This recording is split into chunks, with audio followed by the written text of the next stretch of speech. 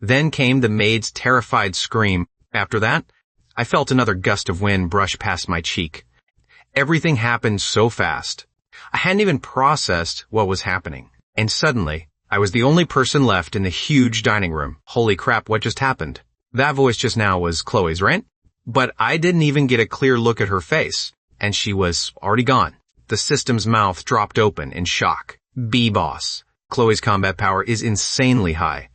Even I have to admit I'm impressed. She carried that maid with one hand, and already ran all the way to the front gate. She's digging a hole to bury her right now. The moment the system finished speaking, its host turned into a blur and disappeared from the chair. Then my excited voice rang out. Buddy, hurry over.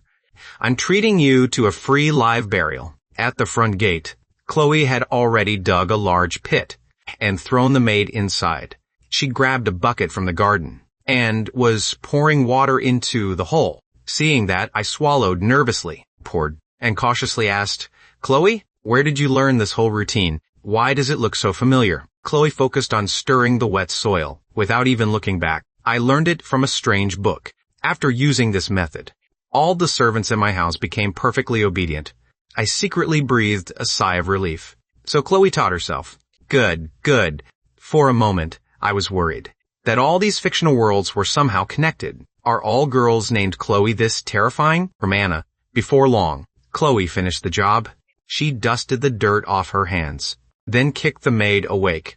The maid had fainted earlier from sheer terror, and was now jolted awake by the kick. When she saw Chloe and me standing over her, she completely froze. Miss Foster, what are you doing? This is the Miller residence. You can't treat me like this. Ethan, you bastard. Hurry up and save me. Otherwise, when Mr. Brandon comes back, he won't let you off.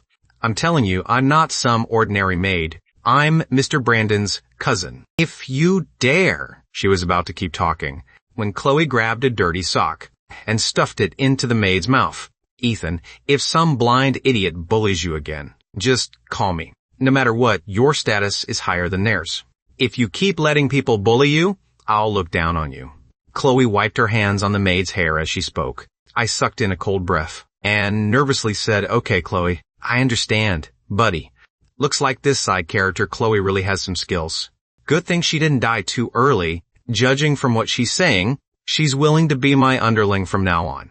Tisk, tisk. I knew it. She's still after my body. She's just using a roundabout strategy to get closer to me. Chloe heard my thoughts, and the smug smile on her face cracked. He says I'm after his body? Fine, fine. Since he's already saying that, maybe I should just. On the first day after returning to the wealthy family, the entire family heard. The system assigning you a mission. Host. Next, your biological parents will take you home. You'll be the real heir for only a few hours. Then the fake heir will scheme against you and make the Miller family believe you're a jinx. 1 year later, you'll be thrown out of the Miller family and eventually die miserably on the streets. After hearing what was supposed to happen next, you sucked in a cold breath. What the hell? Did I transmigrate here just to get tortured and die? But you didn't notice that Richard beside you was already trembling all over and nearly collapsed to the floor. The son he'd only just managed to find was going to die 1 year later, and it was all because of Brandon's schemes? No way. If that was really true, then Brandon would be the one getting kicked out of the Miller family. At that moment, I noticed Chloe's gaze becoming increasingly strange, and cold sweat instantly broke out on my forehead. I stammered, Chloe, have you eaten? Chloe deliberately licked her lips and grinned wickedly. Not yet. Fly. Want to eat together? I swallowed nervously and hurriedly stepped aside. Chloe, please come in.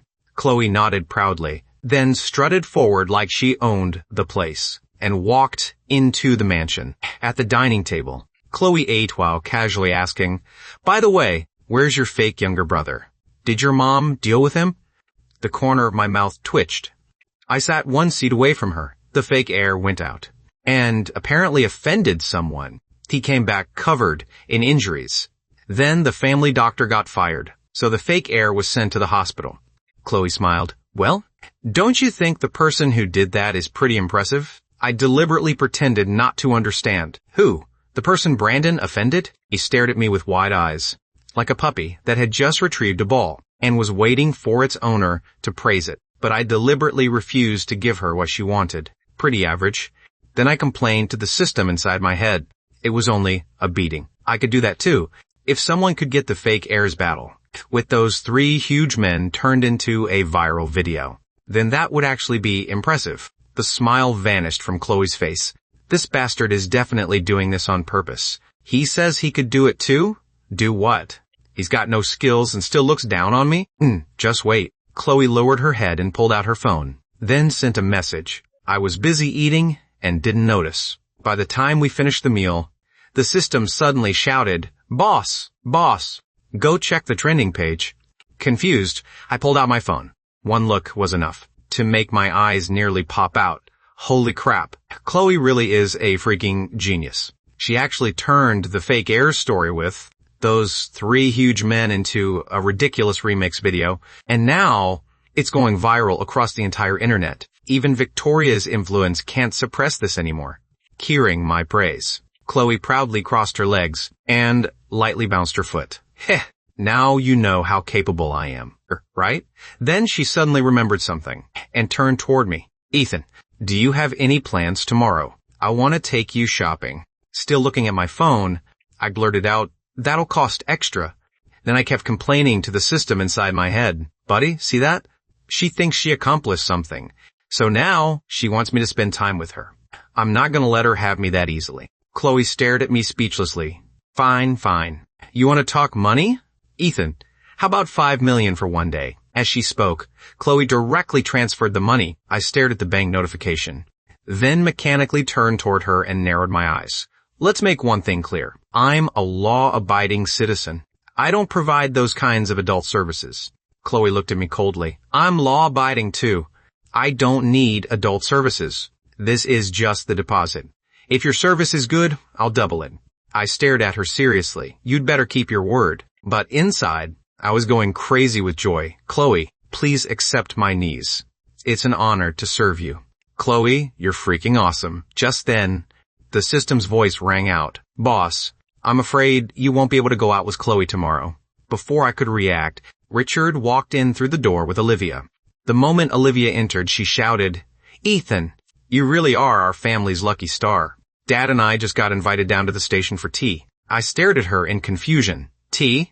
Are we talking about the kind of teas I think we are? Richard smiled broadly and explained everything that had happened.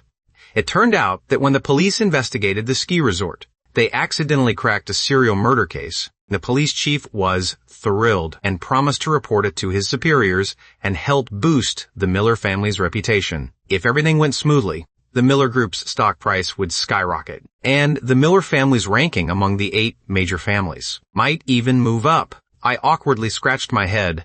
I didn't even do anything, yet this enormous credit just fell straight into my lap. Did my luck suddenly change? Why does it feel like the plot is drifting farther and farther off course? Richard looked at me affectionately. Silly kid. If we couldn't hear your thoughts, our family wouldn't have escaped that tragic fate either. As he spoke, Richard directly pulled out a bank card and handed it to me.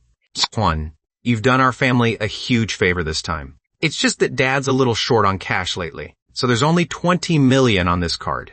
Don't worry. Within 3 days, I'll give you another 50 million. The corner of my mouth twitched as I accepted the card. Richard, you're way too generous. Sure enough, there's no need to work yourself to death in life. Just look at me. I somehow made 34 million today without even trying. Chloe stared at me in shock. Ethan, this guy is even better at making money than I am. I work my ass off for my money, and he earns more than me just by saying a few words. No, I have to get him. Then I'll keep him at home and let him make money while lying around. Richard continued, and there's something else. Your mom just messaged me.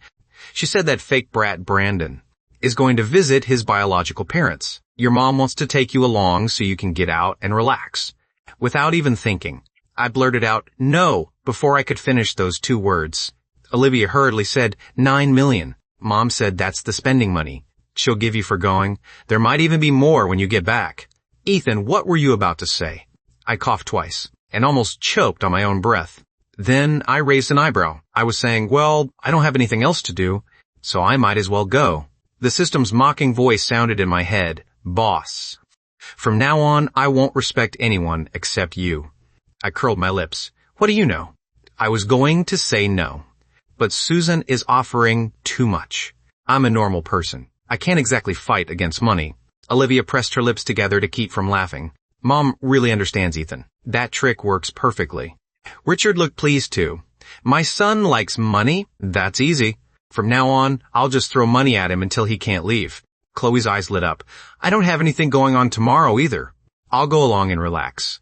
2. I looked completely indifferent. I'd already taken my sponsor's money anyway. If Chloe wasn't afraid of that remote mountain village, then she could come along. That night, I slept extremely well, and even had a wonderful dream.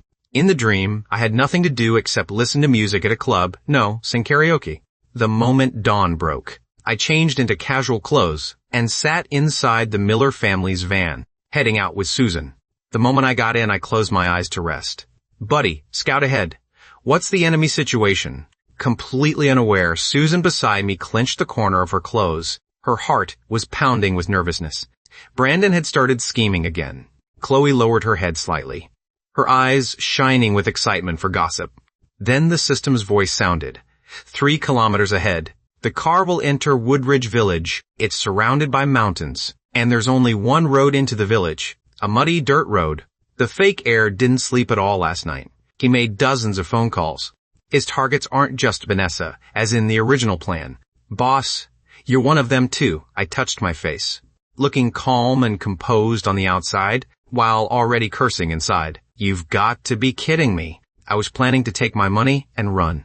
Yet the fake heir still dragged me into his scheme. No matter what, I can't follow the original plot this time. Otherwise, I'm seriously going to die here. Susan heard my thoughts, and regretted this so much she could practically turn green. She hadn't expected Brandon to actually target her son and spend the entire night planning it. In terrain like this, trying to escape alive might be harder than climbing to the sky. Thinking of that, she hurriedly pulled out her phone and sent Richard an emergency message. Chloe, meanwhile, looked excited. She'd actually brought a shovel this time. Looks like it might really come in handy. Ethan really didn't need to worry that much. She'd promised to protect him, and she meant it. If necessary, she'd carry him and run, faster than a monkey ever could. The system's calm voice sounded again. Boss, relax. You got me. Before the system could finish, I had already started ranting furiously. You're a useless system. Didn't I tell you to steal some skills from the system next door? Can you stop flirting all day and do something useful? Look at other people's systems. Then look at yourself. What do I even need you for? The system instantly turned bright red with embarrassment. B boss, D, don't panic. I'm searching everywhere for skills right now. Don't worry, I promise I'll give you something actually useful. Just wait and see. I complained angrily inside. Sure, keep feeding me empty promises. After all this time, Palm Thunder is the only decent thing you've given me, and that thing lasts even less time than you do. What am I supposed to do with that? Find something. Find it right now. If you can't find anything today, I'll tell Green everything about you secretly hooking up with Red. Amid the system's begging and my relentless scolding, we finally reached our destination. The car stopped. Susan hurriedly got out and took a deep breath of fresh air. Her ears were practically going deaf. Chloe got out too, and when she saw the run-down courtyard in the distance, her eyes immediately lit up. Mrs. Miller, is this the fake heir's biological parents' home? No wonder he doesn't want to come back here. And keep scheming instead. This place is worlds apart from the Miller family. Of course he wouldn't want to return. Oh, Susan sighed. I never expected his biological family to be living this badly either. Back then, it was exactly because of this that I became even more reluctant to let Brandon come back and suffer. I never imagined that my kindness would almost destroy the entire family. I was the last one to get out. I looked around at the surroundings, then stretched. The air is pretty good. It's a perfect place for someone to get slapped in the face. On the first day after returning to the wealthy family, the entire family heard the system assigning you a mission. Host. Next, your biological parents will take you home. You'll be the real heir for only a few hours. Then the fake heir will scheme against you and make the Miller family believe you're a jinx. 1 year later, you'll be thrown out of the Miller family and eventually die miserably on the streets. After hearing what was supposed to happen next, he sucked in a cold breath. What the hell? Did I transmigrate here just to get tortured and die? But you didn't notice that Richard beside you was already trembling all over and nearly collapsed to the floor. The son he'd only just managed to find was going to die 1 year later? And it was all because of Brandon's schemes? No way. If that was really true. Then Brandon would be the one getting kicked out of the Miller family. At that moment, Vanessa was standing not far away, and hearing my thoughts only made her angrier. Ethan is using some strange trick again to make Mom believe all his ridiculous lies. I have to keep Mom farther away from Ethan, preferably somewhere she can't hear his thoughts. Then she won't be manipulated by him. Thinking of that, Vanessa hurried over to Susan. Mom, let's go inside first. As she spoke, she tried to pull Susan ahead, but Susan pushed her hand away and instead came over to stand beside me. I'll go in with Ethan. If they ask who we are, just say we're business partners of the Miller family. Seeing that, Vanessa became even angrier. Mom, what are you doing? Brandon couldn't choose the family he was born into. He's already pitiful enough. Do you really dislike him this much? What kind of mother have you been all these years? Susan's expression turned cold. So, you still remember I'm your mother? What's with that attitude? If I didn't know better, I'd think you were my mother. Chloe added fuel to the fire. Exactly. You keep talking about respecting your parents, yet you lecture them like you're scolding dogs. I sneered inwardly. Susan is seriously wasting her time. Why argue with an idiot? That fake heir Brandon will definitely introduce all of us immediately, especially after telling them we're rich. Vanessa was still wary of the Foster family. So when Chloe spoke, she could only swallow her anger. But my thoughts made her explode again. Ethan, I don't care what tricks you're playing, but I'm telling you, Brandon is a good person. He's always protected this family. He would never do something like that. You're just trying to smear my beloved little brother. I couldn't even be bothered to look at her, and casually replied, oh, but inwardly I sneered. Go ahead, idiot, take a look. Your so-called good little brother is already introducing all of us to his biological parents. Oh, right. There's also a pregnant woman in their house drinking black talisman water. Go on, miss. Overflowing maternal instincts. Hurry up and be the kind-hearted hero you think you are. 'Cause Susan was shocked and quickly looked ahead. Her pupils instantly contracted. That fake heir? He really did it. Chloe smiled too. Miss CEO, if you're not blind, you might want to go take a look. Vanessa didn't believe any of it and turned back toward Brandon. Just as she was about to speak, she heard Brandon say, Vanessa, these are my biological parents. I already told them that Mom, Ethan, and Chloe came here to visit them too. Vanessa's expression instantly changed. Brandon, why, you already introduced us? Brandon innocently nodded. Yeah, I already introduced everyone. I even specifically told them that Chloe is the heiress of the Foster group. She's still unmarried and doesn't have a boyfriend.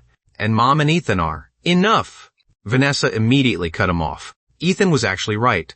Brandon really had exposed all of their identities. And at that moment, she noticed a limping man ahead, staring at Chloe in the distance, with an evil gleam in his eyes. So these were the simple, kind-hearted villagers Brandon had talked about. Brandon noticed Vanessa's strange expression and frowned. Vanessa, what's wrong?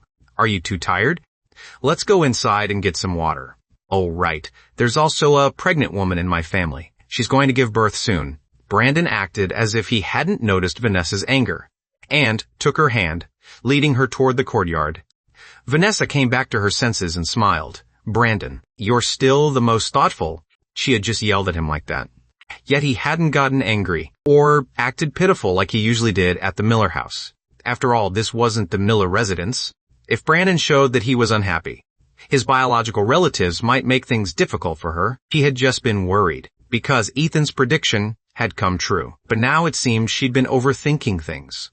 Brandon smiled innocently. Vanessa, you're praising me again. You're making me embarrassed. Although he said that, the hand hidden behind his back was already clenched into a fist. This idiot really thinks I'm easy to fool. In front of those old people, she actually dared yell at me. She must be siding with Ethan too.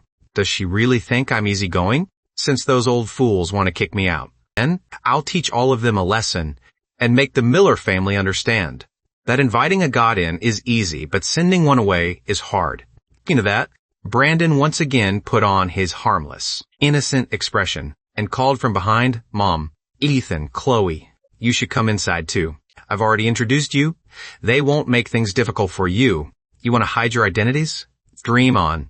This family isn't easy to deal with. What they love most is wealthy city people dressed in expensive clothes." I stood not far away, with the corner of my mouth curling upward. "Susan, your precious son really knows how to create trouble. Those so-called relatives of his, when they're desperate enough, wouldn't be any less terrifying than Hannibal Lecter." After Brandon introduced us, the way they looked at us completely changed. Susan heard my thoughts and became even more frightened. Her legs nearly went weak. "Brandon, you ungrateful bastard. I'm definitely going to deal with you properly." Hearing Susan suddenly say that, I became confused. For no reason at all. Why does Susan suddenly want to punish the fake heir? Still, if she wants to deal with Brandon in this remote mountain village, she should first pray we can all get out alive. Hearing that, Susan forced herself to stand steady. The fake heir had actually included her in his scheme too. Didn't that mean she'd walked straight into his trap? Chloe, however, looked completely fearless, as if nothing in the world could scare her. She urged, "Mrs. Miller, let's go." Susan didn't want to continue anymore. She wanted to turn around and leave, then come back later with more people. But I grabbed her and walked forward beside her. Susan is already getting older. Does she really think she can still run away now? If you don't enter the tiger's den, you can't catch the tiger cub. How can we get out if we don't go in first? Chloe looked at me and felt that once I calmed down, I somehow gave off the aura of a powerful king. Susan took several deep breaths, repeatedly telling herself there was nothing to fear. Her biological son was here. Even if something happened, she would risk her own life to make sure her son got out alive. She already owed him more than she could ever repay. She absolutely couldn't let him die here. After repeating that several times, her heart finally calmed down, and she followed me into the courtyard. Inside the courtyard, a pregnant woman was drinking black-colored water, while Vanessa stood nearby watching, without trying to stop her at all. Seeing that, I froze. That's not right. Why isn't Vanessa stopping that pregnant woman? Did the plot collapse again? Vanessa actually did want to stop her, but after remembering my thoughts from earlier, she hesitated. For some reason, she was suddenly a little afraid. Then she heard my thoughts again, and her anger surged back up. What was she afraid of? Ethan was only using that strange method to manipulate her. If she hadn't heard his thoughts, she would have stepped in to help long ago.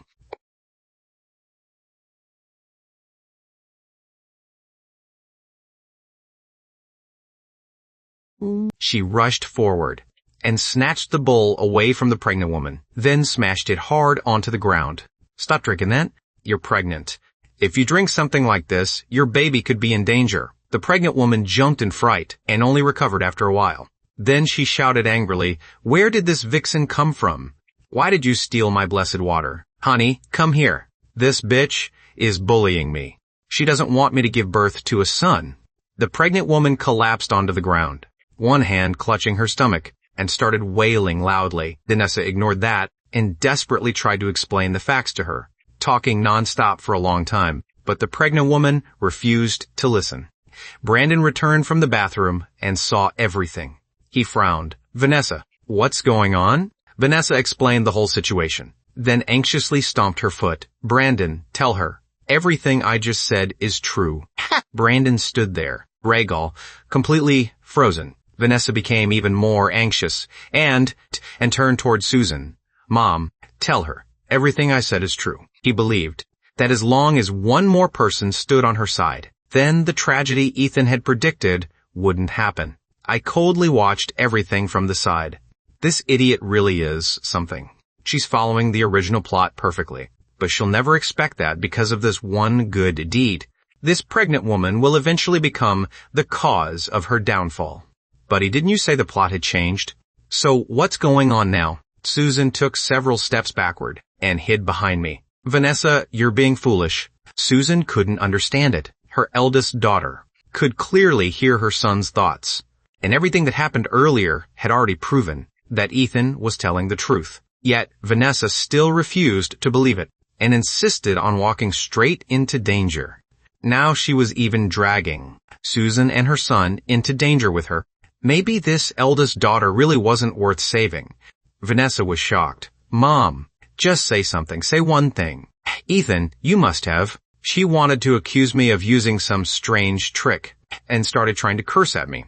But the rest of her words were completely muted. No sound came out at all. Chloe sneered. "Vanessa, what are you barking about? Don't tell me you're scared." She had also figured it out. Every Miller family member related to Ethan by blood seemed able to hear his thoughts. But Vanessa was clearly nowhere near as smart as the others. She was stubbornly refusing to wake up and kept insulting Ethan.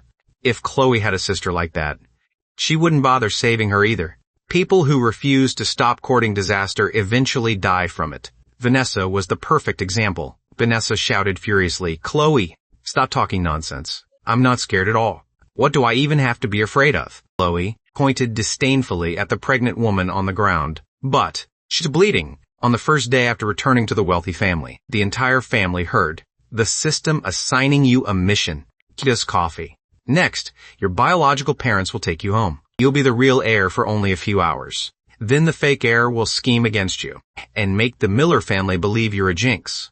1 year later, you'll be thrown out of the Miller family and eventually die miserably on the streets."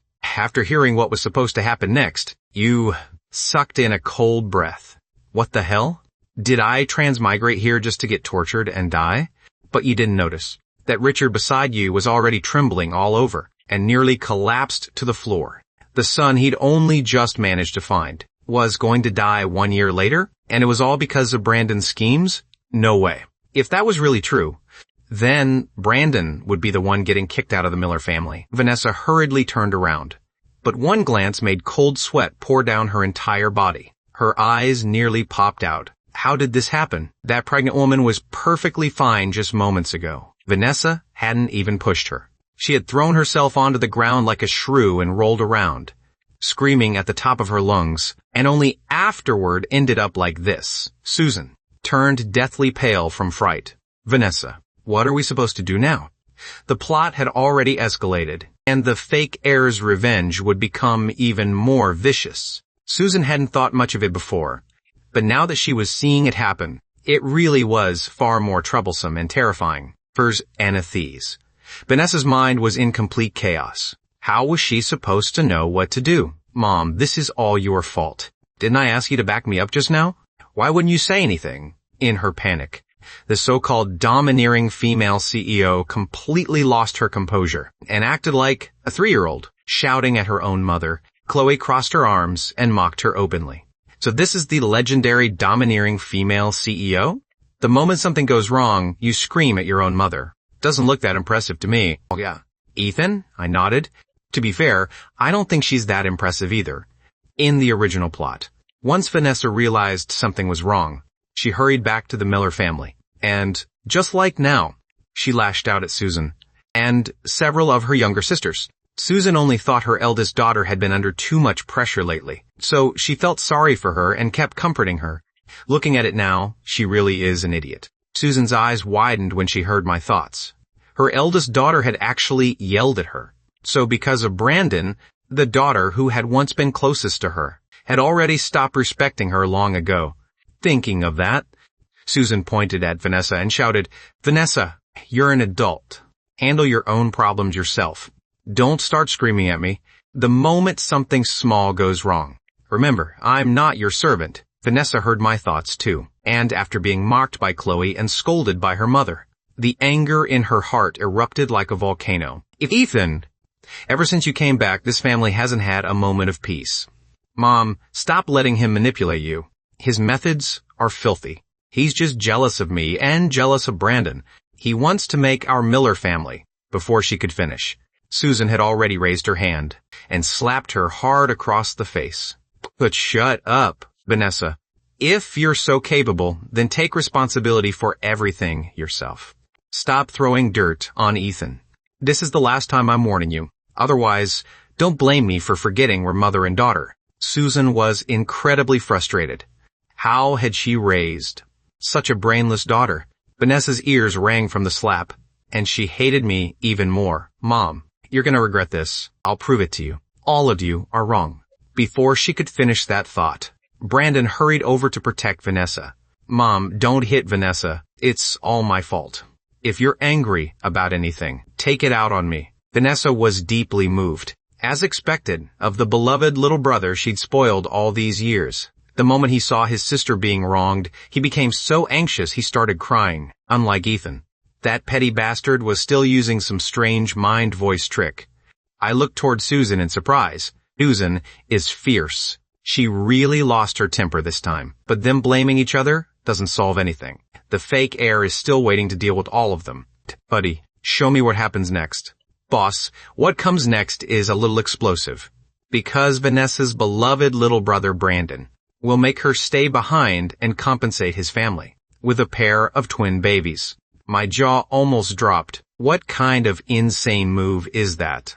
Am I too uneducated to understand this? Susan and Chloe were stunned too. Both women stared at me, thinking they'd misheard. What kind of ridiculous development was this? Vanessa heard it too, and instantly exploded. Ethan, how dare you? Damn it, everything about the inner voice was still impossible to say out loud. He's using tricks again. Brandon would never do that to me. Thinking that, she grabbed Brandon and tried to leave. In her mind, as long as she got away from me and stopped everyone from hearing my thoughts, everything would return to normal. But Brandon stood rooted to the spot and instead pulled Vanessa back. Vanessa, we can't leave. Vanessa froze. Why can't we leave? For no reason, her eyelids started twitching wildly again. And almost instinctively, she glanced toward Brandon's biological parents nearby. The family only gave her a casual glance. Yet it made her feel like she was being watched by demons. Then, she heard Brandon pitifully say, Vanessa, that pregnant woman is actually my stepmother. She was pregnant with twins. But because of you, both babies are gone now. My biological parents aren't easy people to deal with.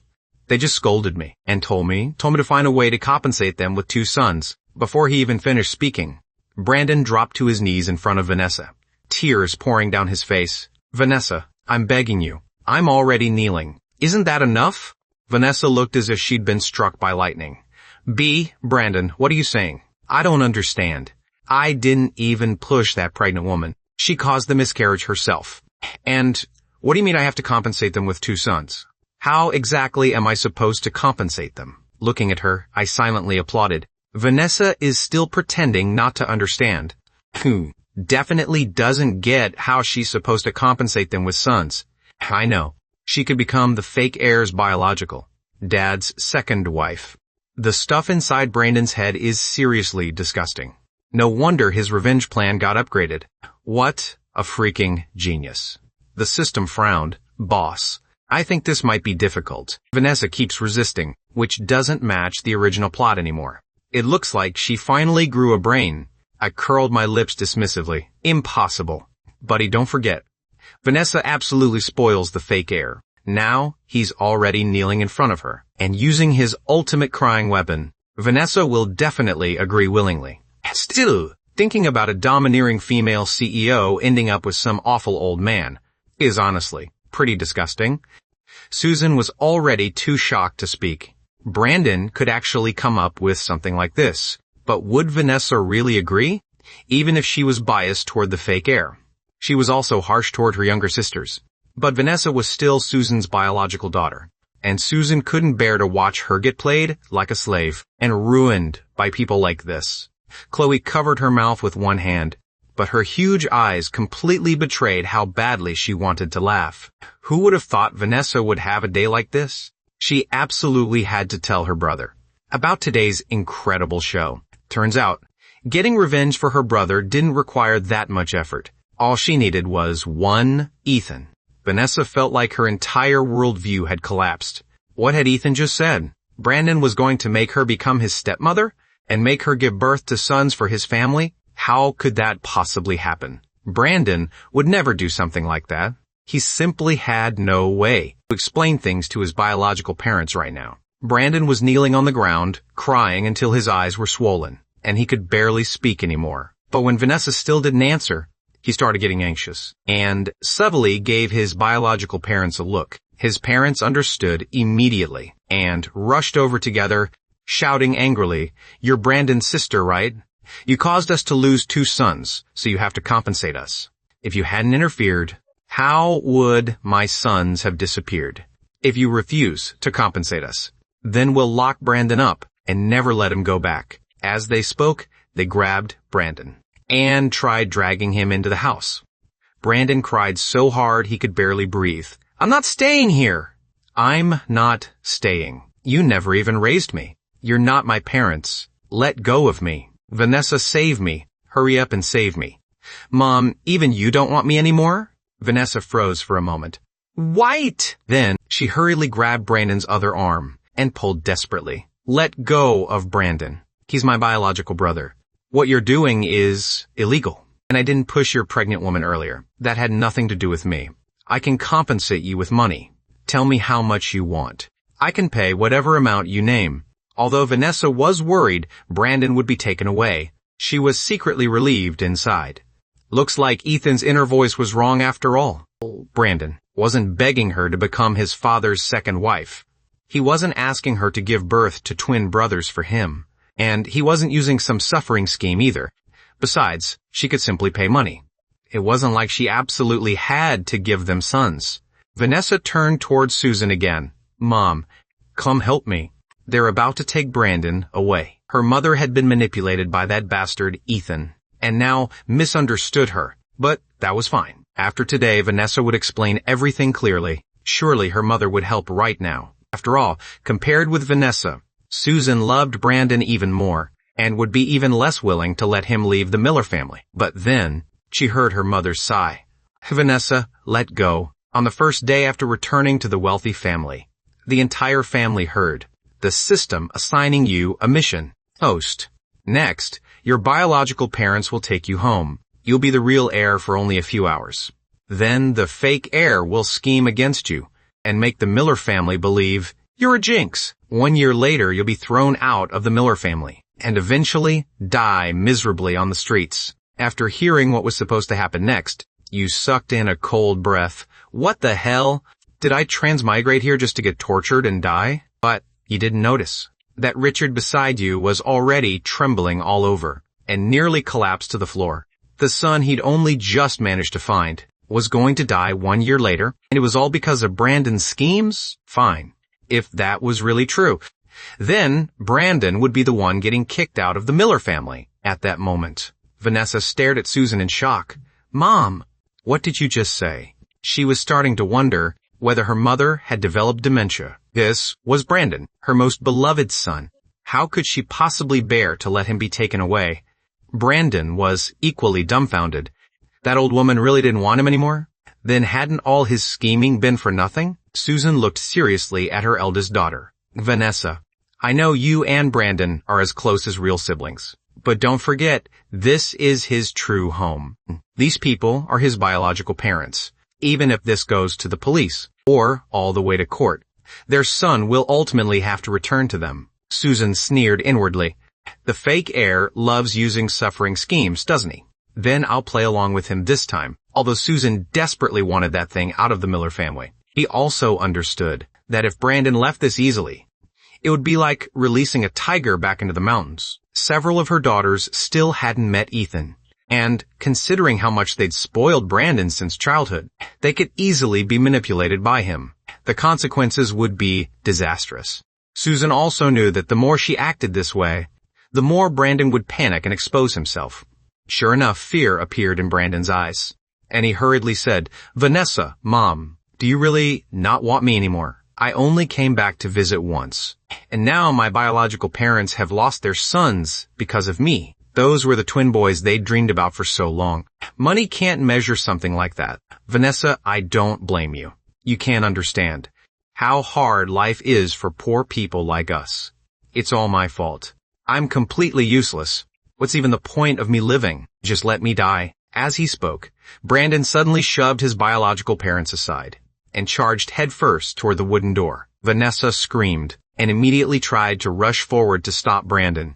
But Susan suddenly charged over and yanked Vanessa back to her side, even pulling her behind her. Vanessa shouted, "Brandon, don't." But just as she said that, a sharp pain exploded in her head, Then she suddenly turned and sprinted toward her car. I stared at Vanessa's actions in shock. What the hell? Is that idiot Vanessa running back to grab cash? Susan looked equally confused. Cash? They hadn't brought any money with them. Only Chloe noticed what was really happening. Why does it look like Vanessa is doing a 100-meter sprint? No, she's running for her life. The kind where someone's sprinting ahead, with death itself chasing behind them. When Brandon realized no one was stopping him, he naturally stopped running. Then he turned toward Vanessa with the same stunned expression. Has that Miller family idiot gone insane? Meanwhile, Vanessa had already jumped into her car, slammed the door shut, and locked it. Then she roared at the driver, "Turn around, go. Take me home." Vanessa wiped the cold sweat from her forehead. Holy crap, if Mom hadn't pulled me back just now, my head would have still been completely full of garbage. Damn, Brandon. Now that I've finally come to my senses, I can see everything clearly. It really is exactly like Ethan said, in order to force me to compensate them with 2 twin brothers. He pretended he was going to smash his head into the door and die. Damn it, I'm the eldest legitimate daughter of the Miller family, a powerful CEO who dominates the business world, and I almost became a fake heir stepmother. And did that kind of thing with that disgusting old man? Am I insane? The driver was so shocked his brain nearly shut down. But thanks to muscle memory, he immediately started the car, turned around, and sped away. Vanessa looked at me through the car window, then raised her hand and slapped herself twice across the face. Ethan is my real biological brother. He was deliberately using his inner voice to warn me that I was in danger. But some mysterious force had been controlling me, forcing me to keep pleasing that fake heir. Thank goodness I could hear Ethan's thoughts. Otherwise, I would have been finished. Little brother, don't worry. When I get back, I'll definitely prepare a huge gift for you. I witnessed the entire thing and felt like my brain couldn't keep up anymore. Holy crap. Forgive my limited vocabulary, but all I can say is holy crap. I thought Vanessa ran back to get money for the fake heir. Turns out she was running away. But why did she suddenly abandon the fake heir? What the hell is she trying to do? Damn, my head hurts. Susan, who had also witnessed everything, stood frozen in place. Vanessa, did she finally wake up? She even slapped herself twice because of Ethan. Did she regret it? Chloe narrowed her eyes, anger radiating from her body. Tch, coward. The moment something happens, she runs. Brandon was completely dumbfounded. What just happened? Who am I? Where am I? Has this world gone insane? Susan was the first to recover. The corner of her mouth curled upward as she turned toward Brandon. Hello, Brandon. I've always known you're a sensible child. Vanessa must have done that because she didn't want to make things difficult for you, since your biological parents insist that you stay. Then you should stay here. We left in a hurry today, so I only have $10,000 in cash. I hope you don't mind. After putting down the money, she grabbed me with one hand and Chloe with the other, then turned around and ran. Her eldest daughter had already escaped. Why would she keep staying here? According to Ethan's stupid system, once the plot escalated, all of them would be in serious danger. Susan didn't care if she died. What she worried about most was her son. Brandon's eyes widened instantly. That damn old woman really doesn't want me anymore? And now she wants to run? Dream on. In the blink of an eye, Brandon forgot all about the injuries covering his body and charged over like a madman. He originally intended to grab Susan, but used too much force and ended up dropping to his knees and hugging me instead. Ethan, could you stay a little longer? I want to invite you to eat with us. Dad, Mom, didn't you already prepare food? Hurry up and bring it out. Let my family eat something before they leave. Mom is right. Vanessa didn't do anything wrong. This is just a little gesture from me. Ethan, please don't reject me. Brandon's acting skills exploded into full force. Huge tears fell instantly, and he cried so pitifully that any normal person who saw him would have felt their heart ache. Susan rejected him without hesitation. Brandon, let go. You're being far too unreasonable. With your family in this situation, how could I possibly sit down and eat? You can keep the food for yourselves. Eat? What a joke. According to Ethan's thoughts, Brandon would definitely tamper with the food. Even if they drank a single sip of water here, none of them might be able to leave. But I smiled at Brandon. Sure, let's stay and eat something, while screaming inwardly, Buddy, Are you ever going to show up? Did you get that skill from me or not? Damn it if I don't destroy this guy today. He'll really think I'm easy to bully. Chloe looked at me, her huge eyes sparkling. So Ethan has been holding back a big move. Come on. Let me see what new skill he has. That Palm Thunder from last time was pretty good. It just didn't last long enough. Brandon naturally couldn't hear my thoughts. Seeing me agree, he excitedly stood up, hurriedly called his biological parents and relatives over to set up the dining table. He'd carelessly let Vanessa escape earlier, but that didn't matter. That brainless idiot was easy to manipulate, and he had plenty of ways to deal with her later. Susan and Chloe had been manipulated by Ethan and stopped listening to him, so he'd deal with them first. Then everything would be foolproof. It wasn't until I sat down that the system's voice finally sounded. Boss, I'm here. After working tirelessly, I finally stole a new skill from Debbie's system. It's called Golden Light Spell, and it lasts for a full 30 minutes. Boss, feel free to use it. Golden Light Spell? I asked curiously. Is it the one used by the old master of Dragon Tiger Mountain?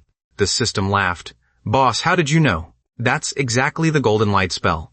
It's completely authentic. So use it without hesitation. The corner of my mouth curled upward. The crooked smile. Dragon King Ethan is online. I remember all 4 members of the fake Heir's biological family are absolute pieces of trash. Especially that damn old woman.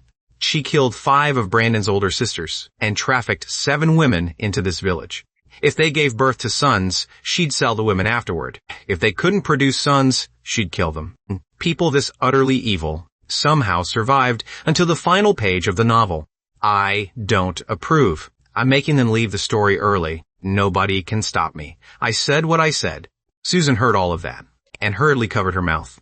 Her eyes filled with horror, but Chloe still looked completely fearless and stared at me expectantly. Golden Light Spell. That sounds incredibly powerful. Go on, Ethan. There will always be places in this world sunlight cannot reach. Go settle the injustices of this world. I'll quietly stay by your side and watch you show off. Meanwhile, Brandon had already prepared everything and called out to us. Everyone, stop standing around. Come sit down and eat. There's no need to be polite. At that moment, Susan's voice floated into my ears. Ethan, I think we should skip this meal. Tell me how much money you want, and I'll give you more. Although she knew her son had gained an extremely powerful ability, he still felt uneasy. What if something went wrong? Chloe sniffed the air and frowned. Ethan, at this point, stop pretending. Just show your cards already. Something smells wrong with this food. I can smell something foul. The moment she said that, an old woman wrapped in a black robe suddenly walked out from inside the house. She sneered, You really don't know what's good for you. Fine, then don't eat. Brandon, all of you, attack. Grab them. On the first day after returning to the wealthy family, the entire family heard the system, assigning you a mission. Host. Next, your biological parents will take you home. You'll be the real heir for only a few hours. Then the fake heir will scheme against you and make the Miller family believe you're a jinx. 1 year later, you'll be thrown out of the Miller family and eventually die miserably on the streets. After hearing what was supposed to happen next, he sucked in a cold breath. What the hell? Did I transmigrate here just to get tortured and die? But you didn't notice that Richard beside you was already trembling all over. Decks of the Sayo and nearly collapsed to the floor. The son he'd only just managed to find was going to die 1 year later, and it was all because of Brandon's schemes? No way. If that was really true, then Brandon would be the one getting kicked out of the Miller family. Susan immediately stepped in front of me. There was only one thought in her mind. Anyone who tries to touch my son will have to go through me first. But Chloe directly pulled her behind herself and said excitedly, Mrs. Miller, you're blocking Ethan. Meanwhile, I stood there and silently closed my eyes. Then I whispered, Heaven and earth, ancient mystery, origin of all energy, cultivated through countless trials, manifest the divine power. The moment the words left my mouth, dazzling golden light instantly covered my entire body. At that moment, the black-robed old woman had already led her people charging toward me. But just then, a strange force suddenly blasted her backward, sending her flying to the air, before crashing heavily onto the ground. Ow! the old woman screamed miserably, and then couldn't move her body at all. With that single impact, the meridians throughout her body were shattered, leaving her barely hanging on to life. The old woman lying on the ground turned and stared at me in terror. Why is his body glowing with golden light? Is he even human? Susan was equally stunned. Could her son actually be some immortal from heaven? She only remembered hearing stories when she was little, where legendary immortals looked like this. Chloe's eyes reflected countless fragments of golden light. Oh my God, is this Ethan's golden light spell? It looks so powerful. If only he could teach me. Brandon shouted at me. Ethan, what kind of crazy technology are you using? How dare you hurt my grandma? Chloe immediately burst out laughing. Brandon, you're so stupid, I'm honestly speechless. That's not some kind of high-tech gadget. You seriously have no knowledge at all. Sure enough, fake is still fake. How could it ever compare to the real thing? Brandon was mocked by Chloe again, and the anger inside him grew even stronger. But he knew very well that this wasn't the time to let his perfect image collapse. So he continued acting. Chloe, you're from the city, so of course you've seen more things. But I'm kindly reminding you that some things can easily fool people. You've always been protected by your brothers, so you probably don't have much awareness of these things. Chloe rolled her eyes dramatically at him and couldn't even be bothered to say a single word. I smiled and nodded. Brandon, I think you're absolutely right. We should believe in science. Since you're so knowledgeable, why don't you come over and try my high-tech gadget yourself? Before I could even make a move, Brandon's biological father had already brought more than a dozen huge, burly village thugs rushing over. That's the guy. He used some kind of glowing electric baton and hurt my mother. All three of them are city people. That car behind them belongs to their family. Brothers, get them together. These city women are really beautiful. I heard they're all clean too. We'll enjoy ourselves properly later. Anger surged across Chloe's face. She pulled Susan back 2 steps. Ethan, destroy them. Seeing how many people were on his side, Brandon was ecstatic inside, but on the surface he still pretended to be worried and shouted emotionally, "Don't do this. That's my older brother. He just likes playing pranks. He's not a bad person. Ethan, run. Don't look back. Just run." But I still stood there without moving.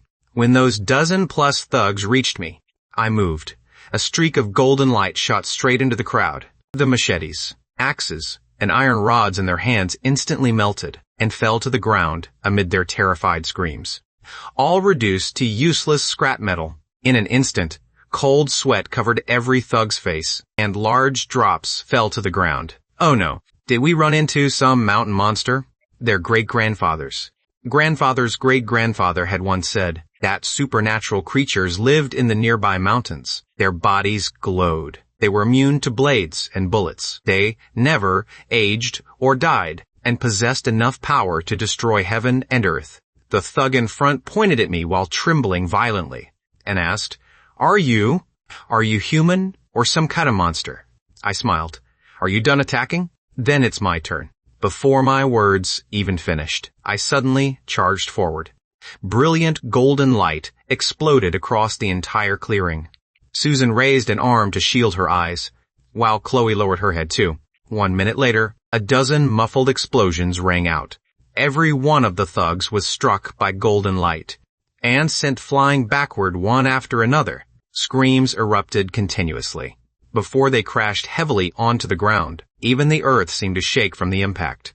Brandon was completely stunned, his face filled with disbelief. Ethan's high-tech gadget is really that powerful? No, that can't possibly be technology. It looks more like some supernatural ability. But how could that be possible? He's been wandering outside alone for so many years. If he had an ability like this, how could he have suffered so much? Naturally, I had no idea what he was thinking, and I didn't care anyway. I turned and glanced at Brandon, then slowly walked toward him, looking down at him from above. Fake Heir. Now it's your turn. Brandon suddenly raised his head. No, Ethan, please don't kill me. Ethan, I didn't mean to. I cut him off with my actions, raising my foot and kicking him straight to the ground. Then I planted my foot on one of Brandon's legs and slowly pressed down. Pa-a-a-h. Brandon's scream somehow carried a strange rhythm that made people want to laugh. I lifted my foot and looked at him disdainfully. If I followed the original plot, 3 days from now, my right leg would end up with a comminuted fracture. So now, I'll let this fake heir, Brandon, experience that feeling first. Still, that doesn't feel satisfying enough. He keeps calling me his older brother, so I should give him a proper gift in return. Golden light suddenly erupted again, and Brandon was blasted high into the sky, almost high enough to stand shoulder to shoulder with the sun. Then gravity took over, and he crashed straight through 3 thatched houses, leaving a human-shaped crater in the ground. I smiled slightly. Still feels like something's missing. Thinking that, I walked toward the 3 members of Brandon's biological father's family. A family should always stay neatly together. Don't you agree? As soon as I finished speaking, I raised my foot and repeated what I'd just done to Brandon, kicking each of them into the sky one by one. When the 3 came falling back down, they landed directly on top of Brandon, forming a human pile. I clapped my hands. And with a thought, the golden light around my body faded away. Not bad. Chloe stared in complete shock. Ethan took down 17 or 18 huge men all by himself, and judging from how it looked, he barely even used his full strength. This is amazing. I hereby declare Ethan is mine. Susan pulled out her phone with trembling hands and answered the call. It was Richard.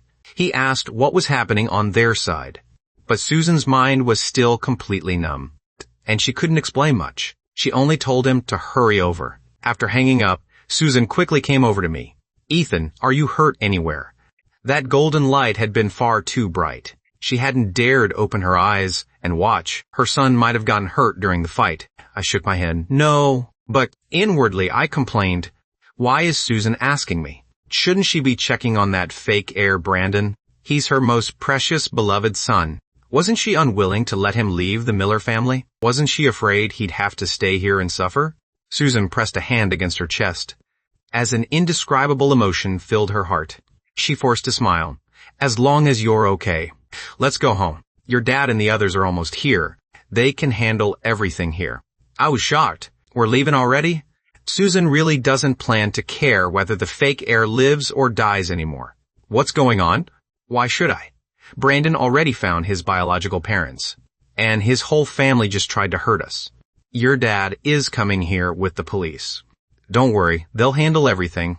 After saying that, Susan stopped wasting time, pulled me into the car. Brandon finally managed to crawl out from beneath the pile of people, but before he could even catch his breath, he saw the Miller family's car drive away. He clenched his fists and slammed them against the ground in rage. Even when one hand became covered in blood, he still didn't stop. He kept feeling that things shouldn't have turned out this way, but he couldn't understand where exactly everything had gone wrong to cause such a massive change. Just then, Brandon's phone rang. The moment he answered, an furious roar came from the other side. Brandon, you useless piece of trash. Put away those petty little schemes of yours. Stop acting like some jealous woman fighting for attention. Get back to the Miller family immediately, and finish the mission I gave you. Brandon was so frightened he didn't dare say a single unnecessary word. He repeatedly agreed, then respectfully hung up. Not long after, more than a dozen police cars arrived and took everyone away. Brandon saw Richard, but no matter how loudly he called out, Richard remained busy on the phone and completely ignored him, with no other choice. Brandon finally passed out. This time, he wasn't pretending. He genuinely fainted from the pain. Meanwhile, inside the Miller family's car, I watched the scenery rushing past outside, feeling incredibly good. By the way, buddy, your information was wrong. Everything ended just like that. Didn't you say the plot had escalated? The system looked confused, too. Boss, I didn't expect this either. Vanessa suddenly grew a brain. She's already escaped back to the Miller family. And she even had people move all her belongings back into the Miller mansion. Judging by the looks of it, she plans to stay there permanently. She's not leaving? That doesn't make sense. Either she stays there. How is Brandon supposed to drive her insane later? How is she supposed to get written out of the story? If she doesn't disappear, Won't the entire plot fall apart? No, buddy, check again. There has to be something strange going on. On the first day after returning to the wealthy family, the entire family heard the system assigning you a mission. Host. Next, your biological parents will take you home. You'll be the real heir for only a few hours. Then the fake heir will scheme against you and make the Miller family believe you're a jinx. 1 year later, you'll be thrown out of the Miller family and eventually die miserably on the streets. After hearing what was supposed to happen next, you sucked in a cold breath. What the hell? Did I transmigrate here just to get tortured and die? But you didn't notice that Richard beside you was already trembling all over and nearly collapsed to the floor. The son he'd only just managed to find was going to die 1 year later, and it was all because of Brandon's schemes? No way. If that was really true, then Brandon would be the one getting kicked out of the Miller family. Meanwhile, inside the Miller mansion, Vanessa stood beside a newly purchased sports car, looking guiltily at Susan. Mom, I'm sorry. I heard everything from the beginning. I just couldn't accept it. But now I truly believe it. Ethan genuinely wanted what was best for me. I misunderstood him. Susan finally relaxed. At least you finally come to your senses. You nearly scared me to death back there. But it's fine now. And you even bought Ethan such a beautiful sports car. I'm sure he'll love it. Vanessa wiped away her tears. Mom, I only just realized something too. Whenever I'm near Brandon, some strange force seems to control my mind, and I can't think clearly. All I can do is blindly protect him. Back then, when you pulled me over next to Ethan, I finally regained my senses. Susan frowned seriously. Then let's go to the hospital first. Mia and Maya said something similar happened to them not long after the mother and daughter left. The Miller family's second daughter, Victoria, returned, but no one else in the family was home. She said something to the housekeeper, then drove off in the supercar. She planned to go shopping and make up for Brandon's missing gift. Chloe brought me to the foster group headquarters. After we'd left the fake heir's biological family's home, she said she wanted to take me shopping. So we'd gotten out of the car halfway there. I never expected our destination to be the foster group. I stayed silent while rolling my eyes inwardly. If I could beat her, I would have hit her already, for some reason. Even with the golden light spell, I still didn't dare provoke this little demon. Chloe felt smug inside. Good, at least you know your place. Then obediently become mine. Just as we arrived at the CEO's office, the system suddenly shouted, Boss, bad news, you've got trouble. I frowned. Stop making such a big deal out of everything. When have I ever been short on trouble? Did the fake heir come back? Did he chase us all the way here? Chloe looked shocked. Wasn't Brandon unconscious and sent to the hospital? How could he possibly chase them here? Anyone who ruins my big plan deserves to die. I should have buried all of them alive back in the mountains. The system continued, Boss, it's the Miller family's second daughter, Victoria. The moment those words fell, someone charged straight into the foster group's CEO office. Ethan, you little bastard. How dare you hurt Brandon that badly? Victoria rushed in like a gust of wind and raised her hand to slap me across the face. I sneered inwardly. When dealing with idiots, the most primitive method is still the most effective. If you can use your fists, don't bother arguing. I clenched one hand into a fist, and specks of golden light began gathering. But Chloe was still a little faster than me. She swung a shovel and knocked Victoria straight to the floor. Ow! Victoria screamed. Her entire face slammed against the ground, and blood poured from her nose. I stared at the scene with my mouth hanging open. Chloe is way too freaking fierce. Wait, where did that shovel even come from? Does Chloe carry something like that around everywhere? Holy crap. Chloe planted one foot on Victoria's back and grabbed a fistful of her hair with one hand. Who the hell are you, crazy woman? How dare you cause trouble on my turf? When Victoria saw Chloe, she instantly trembled in fear. She'd been so focused on getting revenge for Brandon that she'd forgotten this was Chloe's territory. She stammered, Chloe, let me go. I'll trade you an important piece of information. I sneered inwardly. Buddy, go check what important information she has. Let me take a look first. In an instant, the enormous office fell completely silent. So quiet that even breathing could be heard. Chloe stared intensely at Victoria. There was definitely something suspicious about the information she wanted to trade. Victoria's narrow eyes nearly bulged out. Ethan hadn't said a single word. Yet she had clearly heard his voice. Could it be? Damn. I finally understand. This must be his inner voice. No wonder earlier this morning, Vanessa had been angrily cursing Ethan with me. But then, suddenly, started defending him instead. Even Dad, Mom, and my 3 younger sisters were the same. Ethan really knows how to play tricks. Let's see what else he can say. The system's voice sounded, Boss, Victoria was actually planning to go shopping earlier, but an informant inside the foster group reported to her that you'd beaten the fake Heir into the hospital. That's why she rushed over here furiously to settle the score with you. And that informant is the CEO's chief assistant, Derek Lee. Chloe's cherry red lips parted in shock. What? There's a Miller family spy inside my company? Does that mean other families have spies here too? If I hadn't brought Ethan here today, my own company could have been robbed blind without me knowing. Victoria was equally shocked. Did Ethan spend all those years cultivating supernatural powers in the mountains or something? Damn it. Only she knew about Derek Lee. She hadn't even told their parents. So how did Ethan know? Damn it. Thinking of that, she hurriedly shouted, Ethan, shut up. How can you? She wanted to say, how could you expose your own biological sister? Right in front of Chloe? The foster family status was far beyond the Miller families. Was he trying to get her killed? Strangely, everything after that was completely muted, no matter how hard she tried. She couldn't get another word out. I turned my head, my face openly filled with disgust. Are you sick? I didn't say anything, but inwardly I sneered. If it weren't for the plot, I honestly wouldn't understand how a whole family of idiots like the Millers managed to squeeze into the 8 major families. Victoria, this idiot, the information she wants to trade with Chloe is that some minor special assistant named Wayne embezzled $8.8 million. Man, that's it. Does she think Chloe is stupid? Victoria became even more shocked when she heard that. He knows about that too? Did he send someone to spy on me?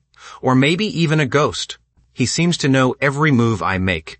If knowing about Derek Lee was just a coincidence, then there is definitely something strange going on here. What exactly is he trying to do? Victoria knew she couldn't let me keep talking. Otherwise, the fact that she and Derek Lee planned to go overseas and get married would probably be exposed too. But that absolutely couldn't be revealed. If I kept going, even her underwear would practically be stripped off in public. So she hurriedly said, Ethan, I'm begging you. Please save me. I was wrong. I admit I was wrong, okay? I couldn't be bothered with her, and turned toward Chloe. I don't know her. Do whatever you want. Chloe had just eaten an enormous piece of gossip, and was already operating her phone one-handed to send the information to her brother. It wasn't until I spoke to her. She finally came back to her senses. With one hand gripping Victoria's hair, Chloe yanked her back to her feet. Ethan, I'm gonna loosen up some soil. Want to come? Sure. Loosen up some soil so you're planting a person vegetables. That's my favorite kind of show. Seeing how excited I looked, Chloe smiled with satisfaction. Then let's go. I'll put on a proper performance for you today. Ethan acts cold toward me on the surface, but deep down, doesn't he still admire me? Men really love pretending they don't mean what they say.